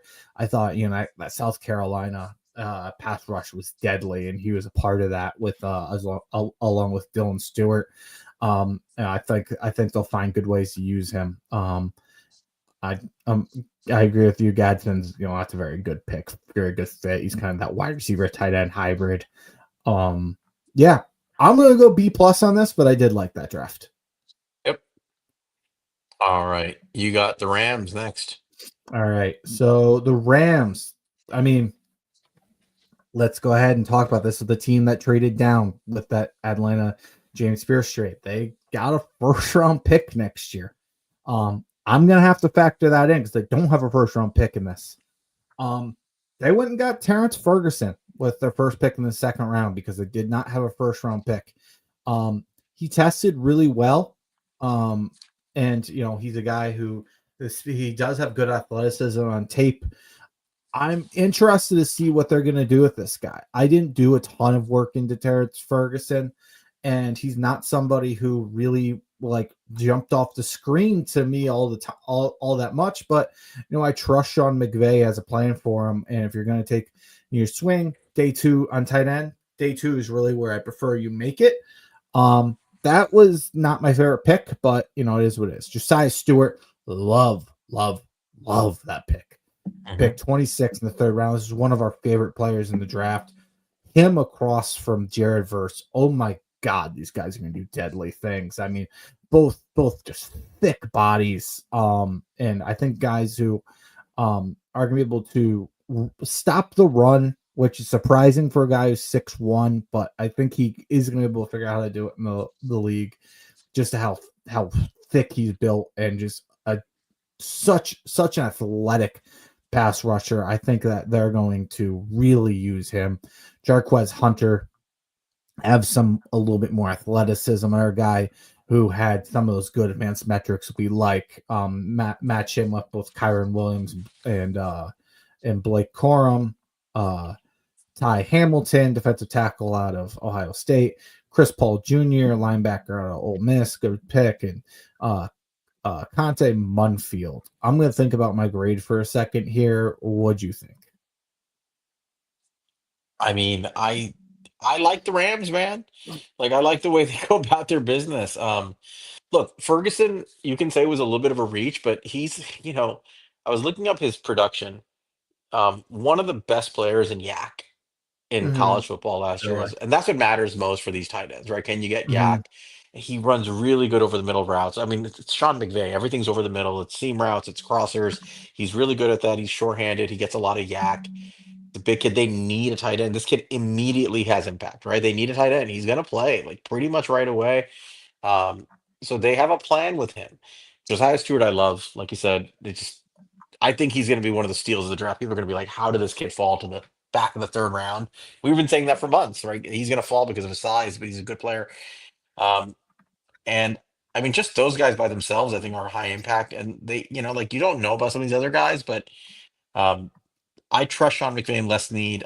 I think just just Ferguson and Stewart, the two guys in the top 100 they got, plus the trade to get a first round pick next year, solid B plus right there. Yeah, I just looked it up. Terrence Ferguson led the country of tight ends with yak per reception. To your point, so They eight know what missed they're first doing. tackles. So that's decent. Yeah, tight end's such a hard position to project in NFL. A lot of it's athleticism, and he had the best 40 of all the tight ends, I believe, at the combine. So I understand the pick. Again, felt like a little bit of reach, but it's hard to say that with tight end. I'm going to go B plus as well. Heavily carried by that trade. Obviously also just Rams know what they're doing, but compared to where I kind of saw these guys, I'm gonna go B plus. But love that Josiah Stewart pick. Let's go to the Raiders. So the Raiders with their first pick in the top 10, they take Ashton Genty, the running back from Boise State. They take Jack Beck in the second round from TCU, the wide receiver, previous tight end at LSU. They take Darian Porter, the cornerback out of Iowa State after that. Caleb Rogers, the tackle out of Texas Tech. They take Charles Grant also in the back half of the third round, the offensive tackle from William and Mary, elite athlete, developmental player. Dante Thornton, the speedy wide receiver from Tennessee. Tonga Hemingway, the run stopping tackle from South Carolina. JJ Peguis, the DT slash fullback from Ole Miss. Mm-hmm. Tommy Millott, the wide receiver out of Montana State. Cam Miller, the quarterback out of North Dakota State, and Cody Lindenberg, the linebacker out of Minnesota. Up and down, these are contributors and good role players. And Grant has a lot of upside. If he hits, he can become a starting left tackle in the NFL. He has elite athleticism. You can see what they did here, though. I mean, the main thing here is they got Genty and Beck, and they got guys again up the middle to support the offense that Geno Smith will run, throwing the ball wherever he wants. If he has protection and he has some support in the run game and play action, Geno Smith can hurt you. These are good picks. They fit their team. They fit their needs. Between Beck and Brock Bowers and Michael Meyer, if he's still on the team, and Ashton Genty, you've got some serious, serious over the middle firepower. That's a lot of firepower for Geno Smith to work with. So I get what they were trying to do here. The goal is build around Geno and make an impact quickly. I'm giving that a B plus as well. Yeah, and just having a ton of picks here. Yeah, was it 12 or something like that? They had a That was a ton of lot. pick. Yeah. They had a ton of picks here, which helps. Like obviously, like a lot. Later, you have four between the sixth and seventh round. So not the biggest name, but for a new GM and head coach, having those picks to add to the roster and really start to build your team is big. I'm not big going running backs like early in drafts, but Ashton Genty was a special player. He's a blue chipper, and I do believe like what you take blue chippers until blue chippers are gone. Like a quarterback is my exception to that rule, but like you shouldn't take another position just because it's more premium and take a non-blue chipper or a blue chipper. I do believe that. I think like Brock Bowers went too long without being drafted last year, even though I don't love taking tight ends early. You still take a blue chipper when a blue chipper's on the board for you. And that's what Vegas did. They took a blue chipper in Ashton Genty, and I can't fault them for it. It was a position of need. I really like that. Jack Beck's a good football player. Notes a fit I really like here that I didn't think about before the draft. Darian Porter, does he not seem like the prototypical old school Seattle Seahawks cornerbacks? They're Yes. tall, fast Tall, corners. tall, Like big wingspan. Yeah. Physical. Total Pete Carroll pick, you know? that's what they did. They always have done that. That made so much sense thinking about it. I really like that pick. One other question for Charles Grant. That actually was with our pick 99. Would you rather Marcus Bowe or Charles Grant? It's tough.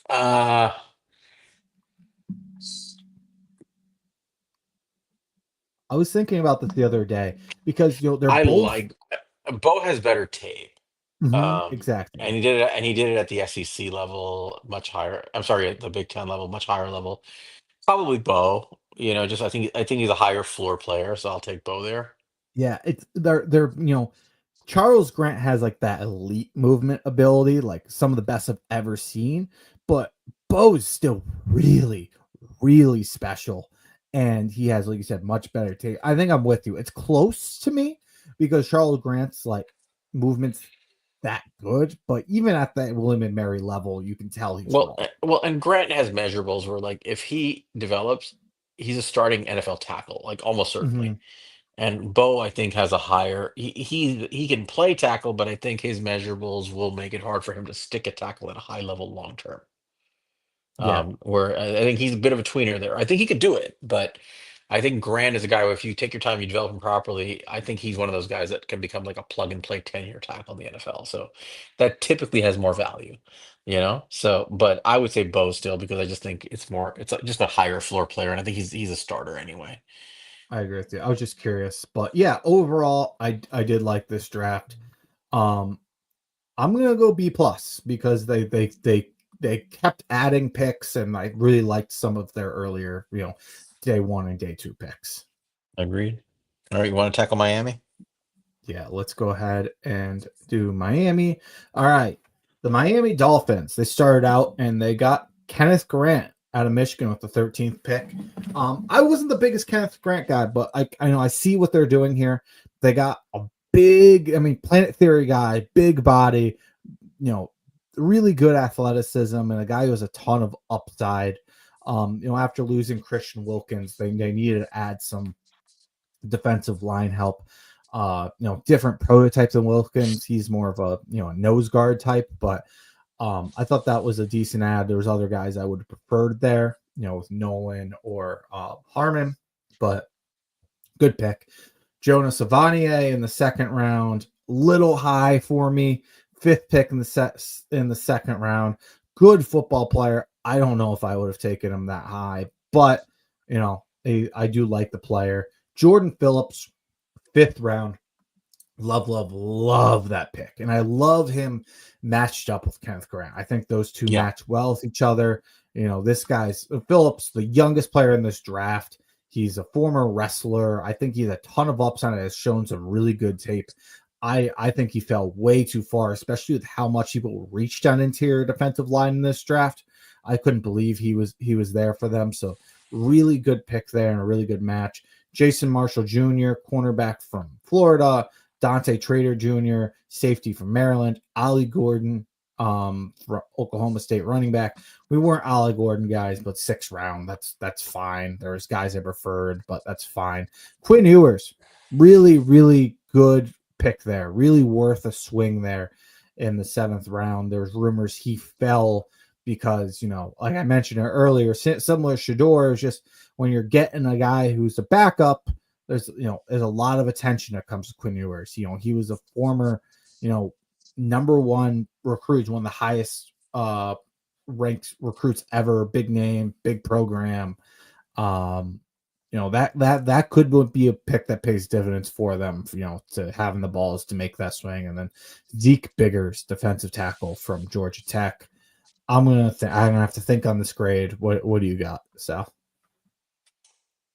It's good. It's an overall good class. Quinn Ewers is probably going to end up starting for them. Two is one hit away from being knocked out of Mhm. football for a while, sadly. So B minus. I think good trench addition, guys who can start eventually. Solid, nothing spectacular. I think Quinn Ewers is the guy who's going to end up playing and is gonna end up making or breaking this class. I'm going to give this a B, not a B minus for now. Yeah, B minus is where my head went to once I kind of started thinking about it. I didn't love the Kenneth Grant or Jonas Savanier picks from a value standpoint, but they're good players. Love Jordan Phillips. Really like the Quinn Ewers pick. I think those helped. So yeah, I'm gonna go B minus. Minnesota didn't have a lot of picks, but here's who they took. They took Donovan Jackson, who fell to them, and they took him at pick 24 overall, which is an interesting pick given that they invested so much in the offensive line in the offseason. Mm-hmm. Ty Felton, the receiver out of Maryland, with their third round pick. I really like this kid. Um, Tyrion Ingram Dawkins, the edge out of Georgia, not very productive. Kobe King, the brother of Kalen King, the linebacker from Penn State, in the sixth round, and Garvin Bartholomew, the tight end from Pittsburgh. They didn't have a lot of picks. There wasn't a lot they could do with what they had, but I will say that their first two picks are intriguing. Donovan Jackson's a very good guard. We talked about how he could probably stick a tackle. He has the measurables. He played really well. Um, they already have a good offensive line. I think he's a guy they develop. Maybe he wins a job, maybe he doesn't. But even if he doesn't, he develops and can be either a guard or a tackle. And then having, Ty Felton added to your wide receiver room behind guys like Justin Jefferson and Jordan Addison, that's good. They didn't have a lot of picks, but I think they added a couple of good players. Again, I'm giving this probably a B minus. Mm-hmm. Yeah, I can see why you go to B minus there. I Donovan Jackson, we both loved that pick. I don't know, he's a guy we were very high on. If you get an injury like you did with Christian Darrisaw last year, that's the type of guy who's done it before. He's stepped up and can play left tackle for you and can hold it down. Ty Felt, and I thought there's better wide receivers, but it's a good pick. He's really athletic player. He can be a field stretcher for you. I see the value there for him. You're gonna have to respect that speed.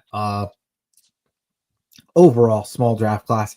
It's what they paid for. What they did last year, and they really took away from this one. I have a tough time trying to grade between what they had available and what they gave up to put themselves in the situation. I'm going to try not to double count what we would have knocked them against last year and give them a B minus as well. Yeah, I think it's fair. You want to handle New England? Yep. All right. New England again. An interesting class, big class, and I think the message here is clear. Build around Drake May, and that they did. First pick, Will Campbell, pick 4 out of LSU offensive tackle. They came back. They got Travion Henderson in the second round. They got Kyle Williams out of Washington State in the third round. They got Jared Wilson, center out of Georgia in the end of the third round. Craig Woodson, safety, California. Joshua Farmer, defensive tackle, Florida State. Brady Swinson, edge LSU. Andreas Borgelis, Miami kicker.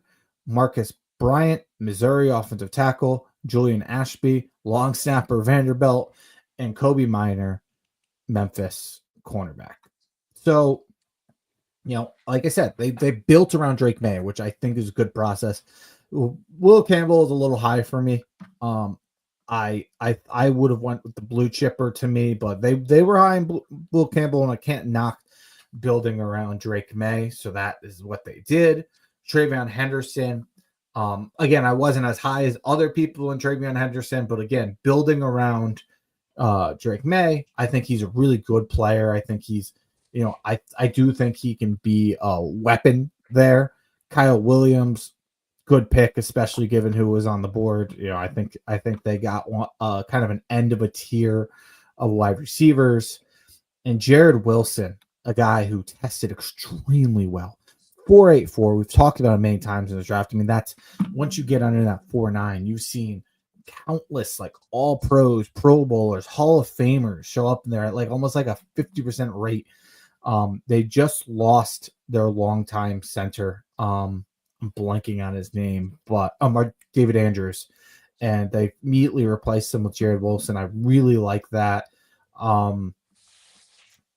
Overall, I think how many picks they did for new Mike Vrabel regime here, and really building around building around Drake May.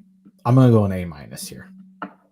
A minus. Top four picks are high impact players that help Drake May. Two linemen, two offensive weapons. Everybody else is just a developmental player on defense and in the trenches that Mike Vrabel can work on. But those top four players are immediate impact players. His left tackle, his running back, his wide receiver who can play in the slot and the outside, and probably your long term answer at center. Solid. A I really like minus. Swinson, by the way. Swinson was a good Yeah. pick. But New Orleans Saints. Interesting class. They had 8 picks. They took Kelvin Banks Jr., the offensive tackle out of Texas. They took him number 9 overall. I was a little surprised at where he went. They really liked him though. Tyler Shuck is their quarterback, who they took in the second round from Louisville. Vernon Brockton, the defensive tackle from Texas. Jonas Sanker, the safety from Virginia. Danny Stutzman with the 10th pick in the fourth round from Oklahoma. Quincy Riley, the cornerback from Louisville. Jarvin Neal, the running back from, I'm sorry, Devin Neal, the running back from Kansas. Mataveo, the tight end from UCLA, and Fadil Diggs, the edge from Syracuse. To me, when you look at what the New Orleans Saints do, it's hard to know what they're doing half the time. But Banks makes sense. He's a good tackle for them. Mhm. He can also play some guard. They have to plan for life after, guys like Penning, who is not taking over the job, and other guys getting older. Ryan Ramchick just retired. They have to get guys. And then Tyler Shuck is probably going to be their quarterback of the future at this point. So Mhm. they've invested in him. The next pick that I like a lot is probably Danny Stutzman. He's a very good player. I just never know what the hell the Saints are doing, you know? Yeah. That's the bottom line to me. Like, I get the Tyler Shuck pick because they wanted him as a quarterback. They wanted a quarterback, but the rest of it doesn't make a lot of sense. Until I can make sense of what the Saints are doing, I'm giving this class, I'm giving this class a C plus. Yeah. I mean, like, I like Calvin Banks. I honestly thought Calvin Banks' value at 9 is a better value than Will Campbell at 4. I think those guys are closer to each other. But that speaks more to how much I really did not like Will Campbell's as much as I like the process there. But Banks is a good player. I like Banks, a little bit of a reach, but I like him. Shuck, I'm not as big of a fan of. But I can't fault swinging on your quarterback, and he does have NFL arm talent, and they're gonna need him this year. So at the very least, he's a cheap answer at quarterback for this year. Yeah, I like the Stutzman pick in the fourth. I like Quincy Riley at the end of the fourth. I really like Devin Neal in the sixth. I thought that was a really good value there. I'm with you though. C plus. Yep. Want to do the Jets? Yep. All right. Now the Jets. We've talked about a couple offensive tackles with these last few ones, but they got both of our number one offensive tackle with their first pick. Armin Membu out of Missouri. I love that pick. I mean, you match him across from Olu, who we had Olu Fashanu, who we had as a blue chipper, last player in a blue chipper last year. Really good pass blocking left tackle, and then Armin Membu, good pass blocker, but a nasty run blocker right tackle. I think those two will complement each other very well. You get Mason Taylor. Funny enough, Miami Dolphins royalty. You bring them to a division rivalry. Jason Taylor's son, Zach Thomas, is his uncle.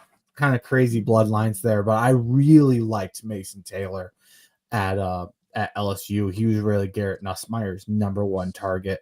I think he's going to be a good receiving tight end in the NFL. I could easily see him be the best tight end in this draft. That would not surprise me at all. Azare Thomas in the third round, really good, really, really good value there. A tall press corner, a guy people had, ranked in the early second for some people. I think they got a good deal. Arian Smith from Georgia, kind of just a tall, fast wide receiver. Not even that tall, like 6 foot, but that was more athletic pick. I didn't really love that, but he's a really good athlete. Malachi Moore, Alabama. Francisco Magoa, linebacker, Miami. Tyler Barron, edge, Miami. What are your thoughts, Sal? Um, I can't fault a class that goes Mambu to go opposite Olufashanu as the foundational pieces of their offensive line. And I think Taylor's a very good tight end. So Everybody else is a, maybe Thomas's impact. Everybody else is a flyer for the picks they had. I think they did very well. I'm giving this a B plus. Yeah, I'm like, yeah, I'm gonna B plus as well. All right. The Philadelphia Eagles, I get to do them. They Yep. let Campbell fall to them. They trade up one spot to get him at 31, the linebacker from Alabama. They also took Andrew Makuba, our one of our favorite players, a safety in the second round, and pick 32 in the second round. They took Ty Robinson, one of our favorite run defenders, in the fourth round. Mac Williams, the cornerback from UCSF, in the fifth. Smile Mondon, the linebacker from Georgia, in the fifth. Um, Drew Kendall, the center from Boston College, to develop also in the fifth. Tom McCord is one of their new backup quarterbacks. He was taken in the sixth. Miles Hinton, tackle out of Michigan. Cameron Williams, tackle out of Texas. And Antwell Powell Rylands, who I think is a better player than he got credit for, the Virginia Tech edge. That is the Philadelphia Eagles. They do a lot. They let good players fall to them. They make a few moves here and there, but at the end of the day, um, I really like the guys they did end up with. Jihad Cam was a very good player. He's as long as health allows, he's an instinctive playmaker and play off ball at an edge. Makubo, I loved as safety, and so did you. Ty Robinson's Yep. a really good defender. I mean, a solid class. Like I think it's hard for me to pick holes in this. This is a good class once again by Howie Roseman. Um, Probably an A minus class. Yeah, I mean, it's interesting. I feel like the only pick they quote unquote reached on was Andrew Makuba. And for us, it wasn't a reach. That was just more consensus. To us, he was safety too. So I was like, damn it, they got our guy. And for the rest, like you said, they kind of just let it follow him. Ty Robinson, really good pick. Mac McWilliams, I think, is a guy who can play for him. They continue to build that quarterback factory. Hatter and Kyle McCord. I really think they were gonna go Shador Sanders if he fell to them. So that would have been interesting. But they ended up going Kyle McCord, continuing to build up that quarterback factory. I respect what they do over there. Cameron Williams, I could easily see developing there, and Stoutland eventually being a piece for them. Jihad Campbell, they know how to use guys like this. Yeah, I'm gonna go ahead and go. I'm gonna go an A minus here. Yeah, it's a good class. I mean, Mhm. Howie Roseman hate aside, it's just another solid class. Yep. All right. Why don't you do the Pittsburgh Steelers next? Yeah, as much as everyone kind of expected the Steelers to go quarterback, and funny enough is I didn't really expect them until I thought Shador was going to fall there, and I thought he'd take there. I didn't think they were going to go Dart, and they didn't. Didn't end up going either though. They went Derek Harmon, and Derek Harmon I thought was a fantastic pick for them. I thought he could be the perfect Cam Hayward successor. I think they add to that D line. He's one of our favorite players in this entire draft. We had him as our ninth ranked player on our big board. We were both really big fans of Derek Harmon. I think that was a great pick for them. And there's rumors apparently if they didn't go defensive tackle, if all their defensive tackles are gone, like I was listening to a Steelers insider, basically they were looking at Nolan, Harmon, Grant. If none of those guys fell to them, they were looking to go running back. They were looking at Marion Hampton. Well, they came back in the third round and they got Caleb Johnson and they got their running back who is going to get a lot of carries this year. Get Aaron Rodgers in there anytime soon because they just got rid of one of the wide receiver and their quarterback's Mason Rudolph. But Caleb Johnson was a good pick there. Jack Sawyer, and I don't know why we didn't make that connection. That is just the most obvious He looks like Steelers a pick. Steeler. He does. They just love they got their Ohio State edges in there. They're gonna bring him in waves, and he was a good pick. I thought he was getting overvalued, but I think fourth round is a good spot for him. Yaya Black from Iowa, defensive tackle, fifth round.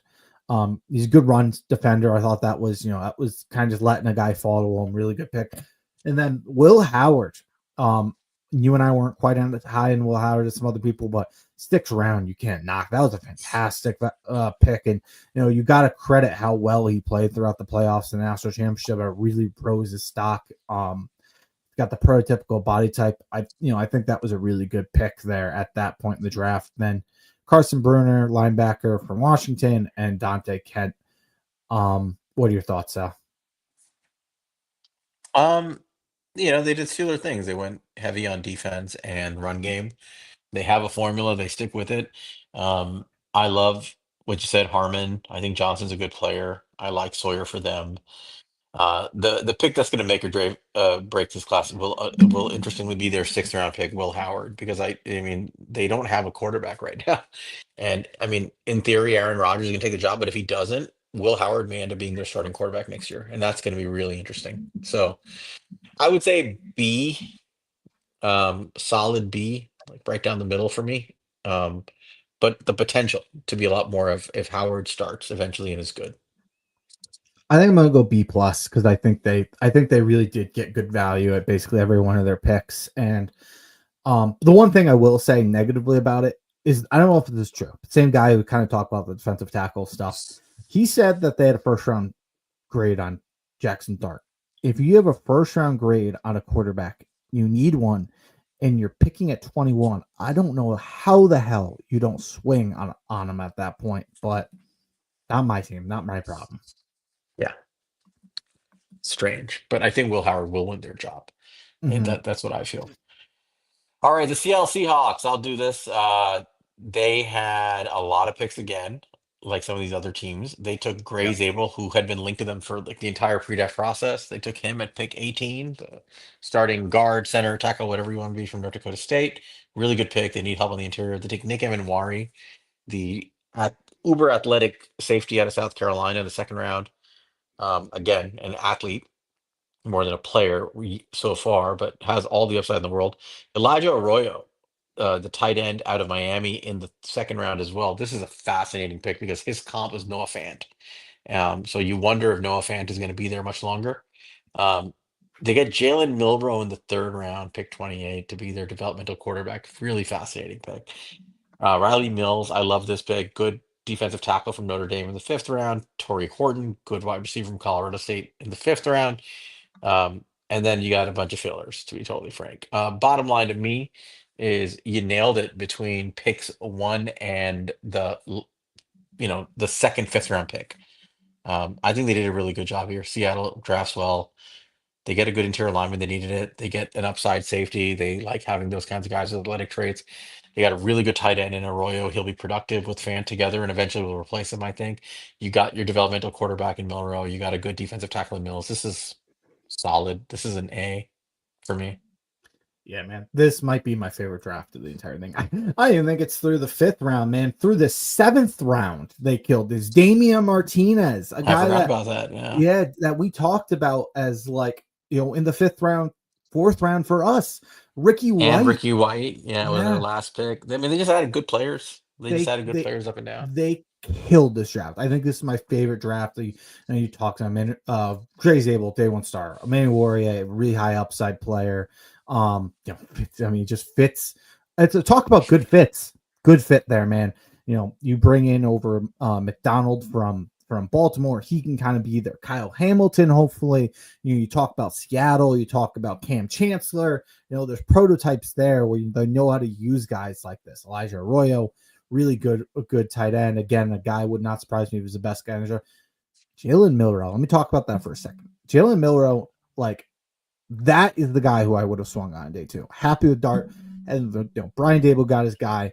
Not my guy. That's fine. Go get your guy. Don't need to be my guy. But the one thing I said is if you get Jalen Milrow, get him, call Cognizil, or whatever you pronounce it, and get him on that Jaden Daniel VR headset. And what does Seattle do?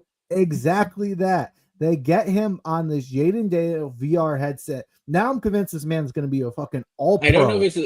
I don't know if it's the same one. They said similar to, so it might be a different Okay. company. There are a few different vendors, but yes, the same idea. The VR headset. And I, can we get Jackson Dart on this? I know he's not as much as the prototype to do it as Jalen Milrow, but let's do this too. Listen, This is smart things. Jackson Dart's only 21. Yeah. Like he's perfect. So it's like this is what we're talking about because I mean I want to have a whole episode on and Rad's in the chat. I think he knows I wax about this poetically constantly.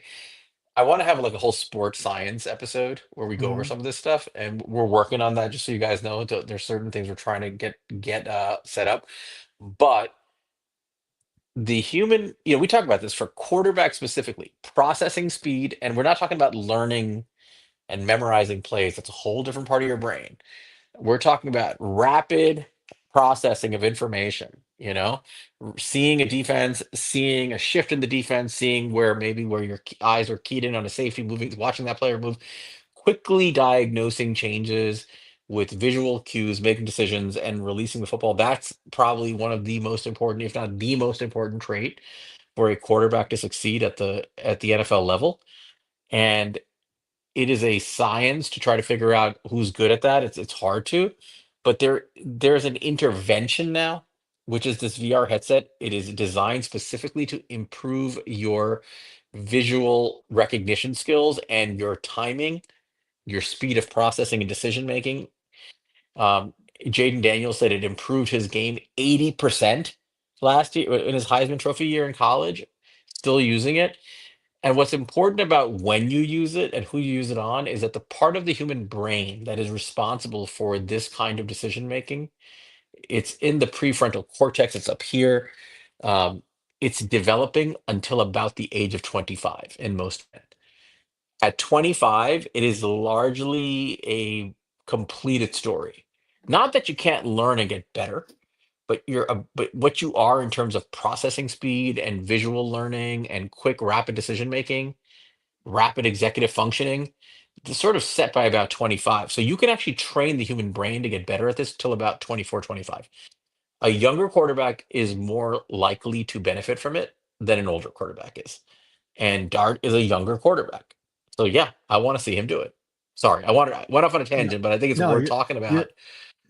you're good. I hope we do that. I put a tweet to try to get them to do it. Let's get the Giants to do this damn thing. But yeah, man. I mean, they absolutely killed this thing. Riley Mills, Horton. You can go on and on. Damian Martinez, who I think can be a very much like a James Conner type guy, and then Ricky White, who we really liked, like really good route runner. Also blocked 4 punts last year and was the Mountain West Special Teams Player of the Year. Like this is the guy who also will make this team because he will affect the game on special teams, man. I think I'm going to A+ on this. I think this is my favorite draft. I thought about it, and you know what? When you include Martinez and White late, like it might be an A+ draft. I would agree. This is probably the best draft class I've seen. Mm-hmm. Why don't you do San Francisco? We got four more to go here. Yep, let's power through these. So, Michael Williams, pick 11, 6'5", 260 pounds, edge out of Georgia. Not a guy we were as high on, but I mean, I think San Francisco, of all teams, is the team that's going to know how to use edges like this. I think this is a really good landing spot for Michael Williams. Um, they came back in the second round, like felt like a little bit of reach as the guy I thought we'd get in the third round. But Alfred Collins, really good run stopper. Again, you're not going to go wrong. You're getting, guys who I think are going to be like high floor guys here between Michael Williams and Alfred Collins to add to that defensive front. And guys know how to a team that knows how to develop guys like this. And you get Nick Martin, linebacker out of Oklahoma State, Upton Stout, cornerback out of Western Kentucky, CJ West, defensive tackle, Indiana, Jordan Watkins, wide receiver, Ole Miss, Jordan James, running back, Oregon. Got to keep an eye on. Really tough runner.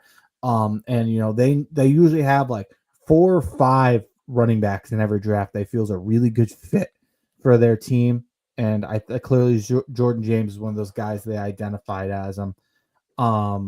D-Kit says he loved Nick Martin, so D-Kit stamp approval there on him.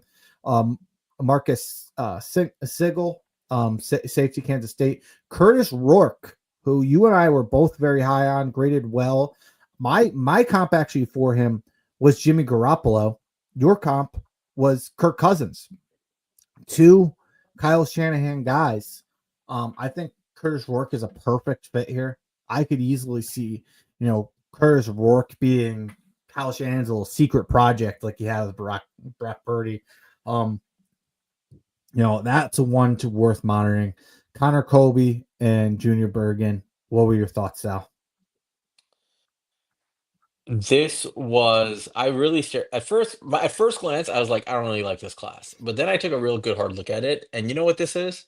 This is the Rob Sala rebuild the defense draft class. Hmm. That's what this is. You know, if you, I mean, Rob Sala is their DC again after his time at the as the Jets head coach, and they've lost players, right? They've lost guys on the defensive line. They lost Dre Greenlaw, linebacker who went to the Broncos and sadly hurt himself again. You know, I don't know. He might be gone for the year again, but um, I mean, look at who they got.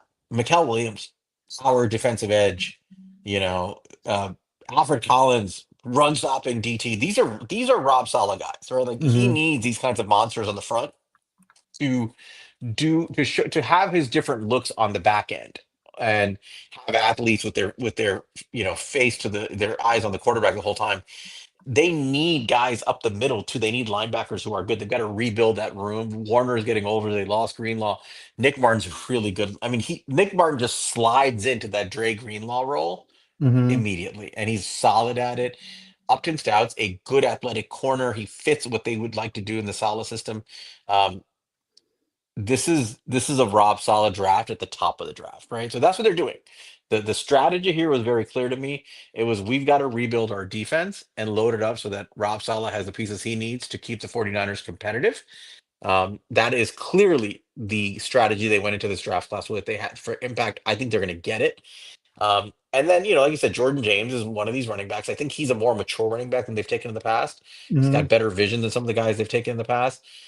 But what are they doing? They're building their outside zone scheme, and they're loading up their defense, and they're doing Kyle Shanahan things. And yeah, I'll comment on Curtis Work. We like Curtis Work a lot. I liked him. Look, I mean, we viewed him as a similar style, like West Coast offense game managers who were high end game manager types. We knocked him for his lack of athleticism and movement skills, and then we found out he was playing on a torn ACL. Yeah. So what if Curtis Work is way more mobile than we realized because his ACL was torn, and now he'll be better? Watch that space real closely. It's the seventh round. Not saying they're going to get rid of Brock Purdy, but he's entering into contract negotiations. And like you never know if Brock Purdy got hurt or something. Work as a guy, if he ever got a chance to play, I can see him being like, I mean, there's a world in which Rourke ends up being, if he played somehow, could be like the most impressive looking rookie quarterback because he would be like a plug and play Shanahan quarterback in a Shanahan system who's mature and can sling it just right over the middle and in that intermediate area. It's a good draft. Purdy At might want to first, I get was that down on this. contract done. Brock Purdy better sign something Yeah. because they're not afraid to walk away. They're not Hmm. afraid to say, "Hey, we got a seventh rounder we like." Right. So overall, I don't love some of the guys in the middle of the class, but I understand the strategy. But I am giving this a B plus.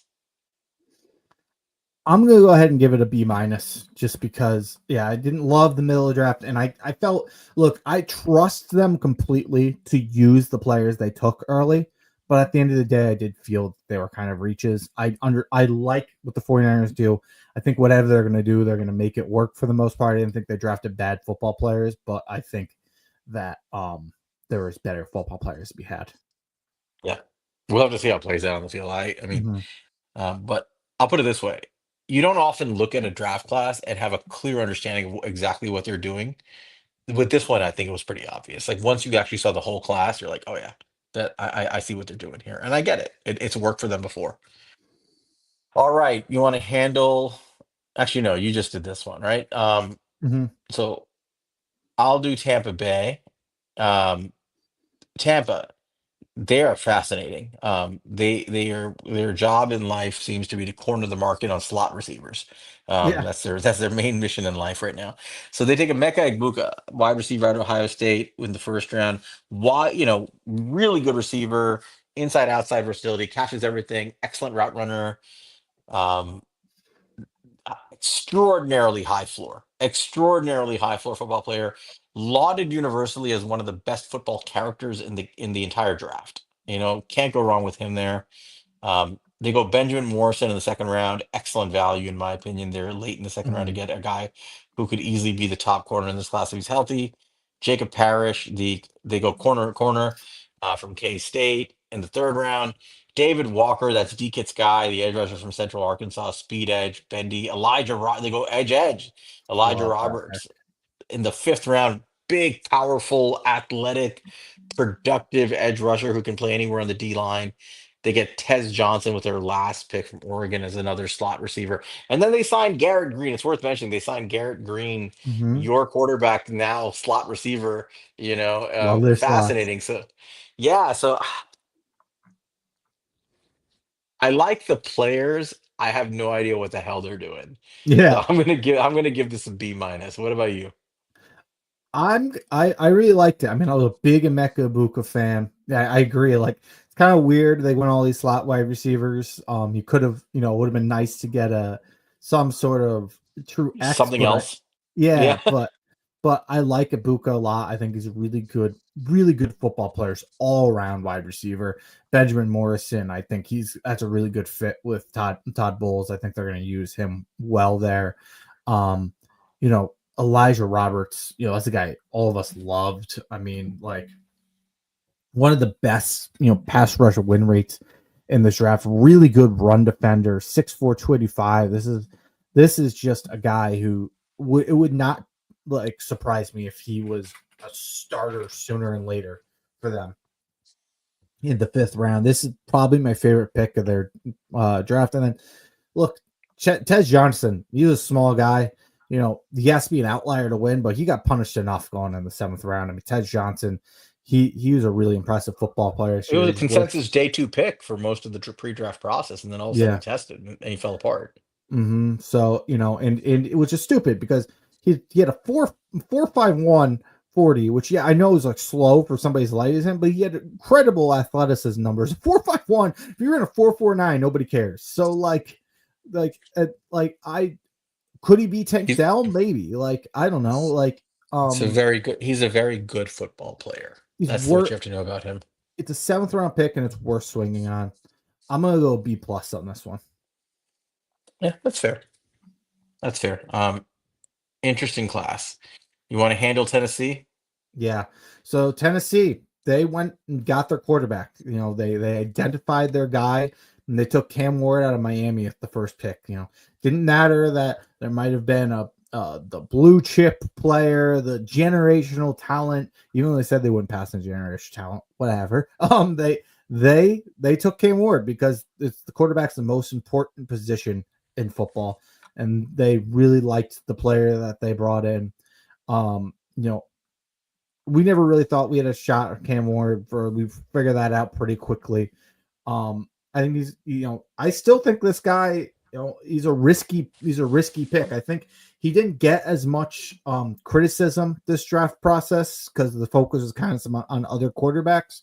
It's a risky pick, but he has very, very good upside and a really good release who can like effortlessly deliver velocity and playoff script.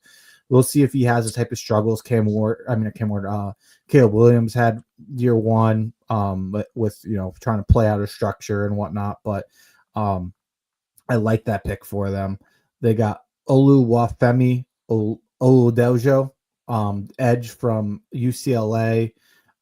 He is a guy who really started to show up this year and had a really good Senior Bowl. So he really rose his stock there. Kevin Winston Jr. from Penn State. Chimmery Dyke from Florida, wide receiver. Gunnar Helm, tight end, Texas. He had some really kind of impressed for them. He was kind of the go-to for Quinn Ewers this year. He broke the catches and receptions by a tight end in 2024 over there. Alec Ayomanor, the Stanford wide receiver who gave known for giving Travis Hunter a real tough time back in 2023. Jackson Slater, the guard from Sacramento State. Marcus Harris, the other cornerback from Cal, and Kale Mullings, running back Michigan. What were your thoughts on this draft, Sal? You mentioned they signed Xavier Estrepo after the Yep, that draft. He was a went great sign. undrafted, and he was probably the favorite target of Cam Ward all year. I'll be honest, prior to them doing that, I thought this was a terrible draft class. Yeah. Outside of Cam Ward, I'm wondering what the heck they were doing. I mean, Oladipo's a good player, but I mean, I don't know. I mean, that seemed to be their only strategy. Winston was hurt, upside, but hurt. Chimera Dyke way overdrafted, in my opinion. In the fourth round. Gunnar Hmm. Helm is a decent player, but he's not like a difference making tight end, in my opinion, for the passing Yeah. game. Ayumanor does have upside. Slater has a lot of upside, so those are good picks. But I mean, and Mullings has upside as a running back. He's still not mature, but he's powerful and fast. But it left a lot to be desired in this class. After you draft your Hmm. quarterback, I wanted them to pair him with something big, and they didn't do that. So, I mean, you got your quarterback, so it's not gonna be lower than like a B minus, but I think it is a Yeah. B minus. That's kind of where I am. I wanted to give him worse, but they got their quarterback. I'm gonna go B minus. I thought Cam Ward was worthy to be taken there, and they took him. So, credit to them. All right, Yep. finish this out, Sal. All right, at 2 hours and 15 minutes, Yeah, it's a the long one. marathon of going through all 31 teams other than the Giants. So, the Washington Commanders, the division rivals, they only had 5 picks, so they traded away picks to get Larry Tunsil and Debo Samuel. So you have And to keep that in Lattimore. mind. And Lattimore, that's right. They've traded. They don't like picks. Fuck them picks. So with their first pick, the 29th pick overall, Josh Conerly Jr., the tackle out of Oregon, one of the better tackles in this class. A curious pick considering they just gave up a lot for for Tunsil. Hmm. Trey Amos in the second round, the lanky long cornerback from Ole Miss, good football player at 29 overall, probably going to be paired with Lattimore out there. Um, Jalen Lane, the wide receiver out of Virginia Tech, was an interesting pick there. Um, in the I want to say the fourth round, and then you got Kane Madrano, the linebacker from UCLA, and in the sixth round, in the seventh, they took Ja'Cory Krosky Merritt, the running back out of Arizona. Um, I really like their last pick. I'll put it that way. That running back was the one who showed out at the Senior Bowl. He was hurt this Hmm. year. He's got some juice. I think he actually helps them a lot. The rest of the class, I'm not impressed. I'll be honest. Hmm. Connolly's a good player, but I mean, you just gave up a ton of assets for Christian Wirfs. You you have other And guys who can Tunsil. start on this team. I'm sorry, that's not Christian Wirfs. Yeah, he would never get traded. Laramie Tunsil. Um, you take. I just wonder what they're doing with Connerly. Right? Is he moving to right tackle? I guess he I is. think Right. so. Probably moving It Grant just doesn't. Coleman inside. Yeah, it's a lot of assets to give up. And then Amos is a good player, but I mean, I just didn't love him. I thought they should have traded down. I don't really like this class. I'll be honest. I think this is a C plus class. Yeah, I mean, I like the Connolly pick. I like building around Jaden Daniels. I thought it was a good player. He had the fastest 10-yard split of offensive linemen. Shows on tape. He's a really athletic player. Plugging him in at right tackle. Hopefully they can protect Jaden Daniels even better this year. Actually did a really good job this year, despite not having the most talented O line. Trey Amos was great value in the second round. They really didn't do anything to address their defense in free agency. So, they really need to do something. And Trey Amos is certainly something to help that. It's a big physical corner. Um, they brought in the Kane Medrano. He had the fastest 40-yard dash of uh, any guy in this draft. He was a running mate of Schlesinger over at UCLA. Thought that was a pretty good pick there in the sixth round. So I'm gonna go B minus here. Yeah, still don't see it. Um, I don't know. We'll see. It left a lot to be desired, and I think they're putting a lot of eggs in the basket of Tunsil and Debo Samuel, who are guys who might be on the wrong half of their careers for their respective positions. I'll put it But that way. I mean, Um, to what DKit said, at least like Harry Roseman gave him a call and said, "Yeah, buddy, there's an in division tax." So credit to Adam Peters. yeah. All right. That's all 32 teams. Another marathon episode. We go through all 32 teams, 31 teams other than the Giants, grading out their players in the draft. Overall, I think most teams had a decent draft. Some teams better than others, but we'll see. The draft is not just about making your team better, it's about making your team better relative to the field. I think the Giants have done that. We're going to see if they did and make some strides. Um, with that, don't forget to like and subscribe. Thank you guys for being here. I know after the Knicks game, everybody's pumped up and probably in spaces, but we appreciate you guys.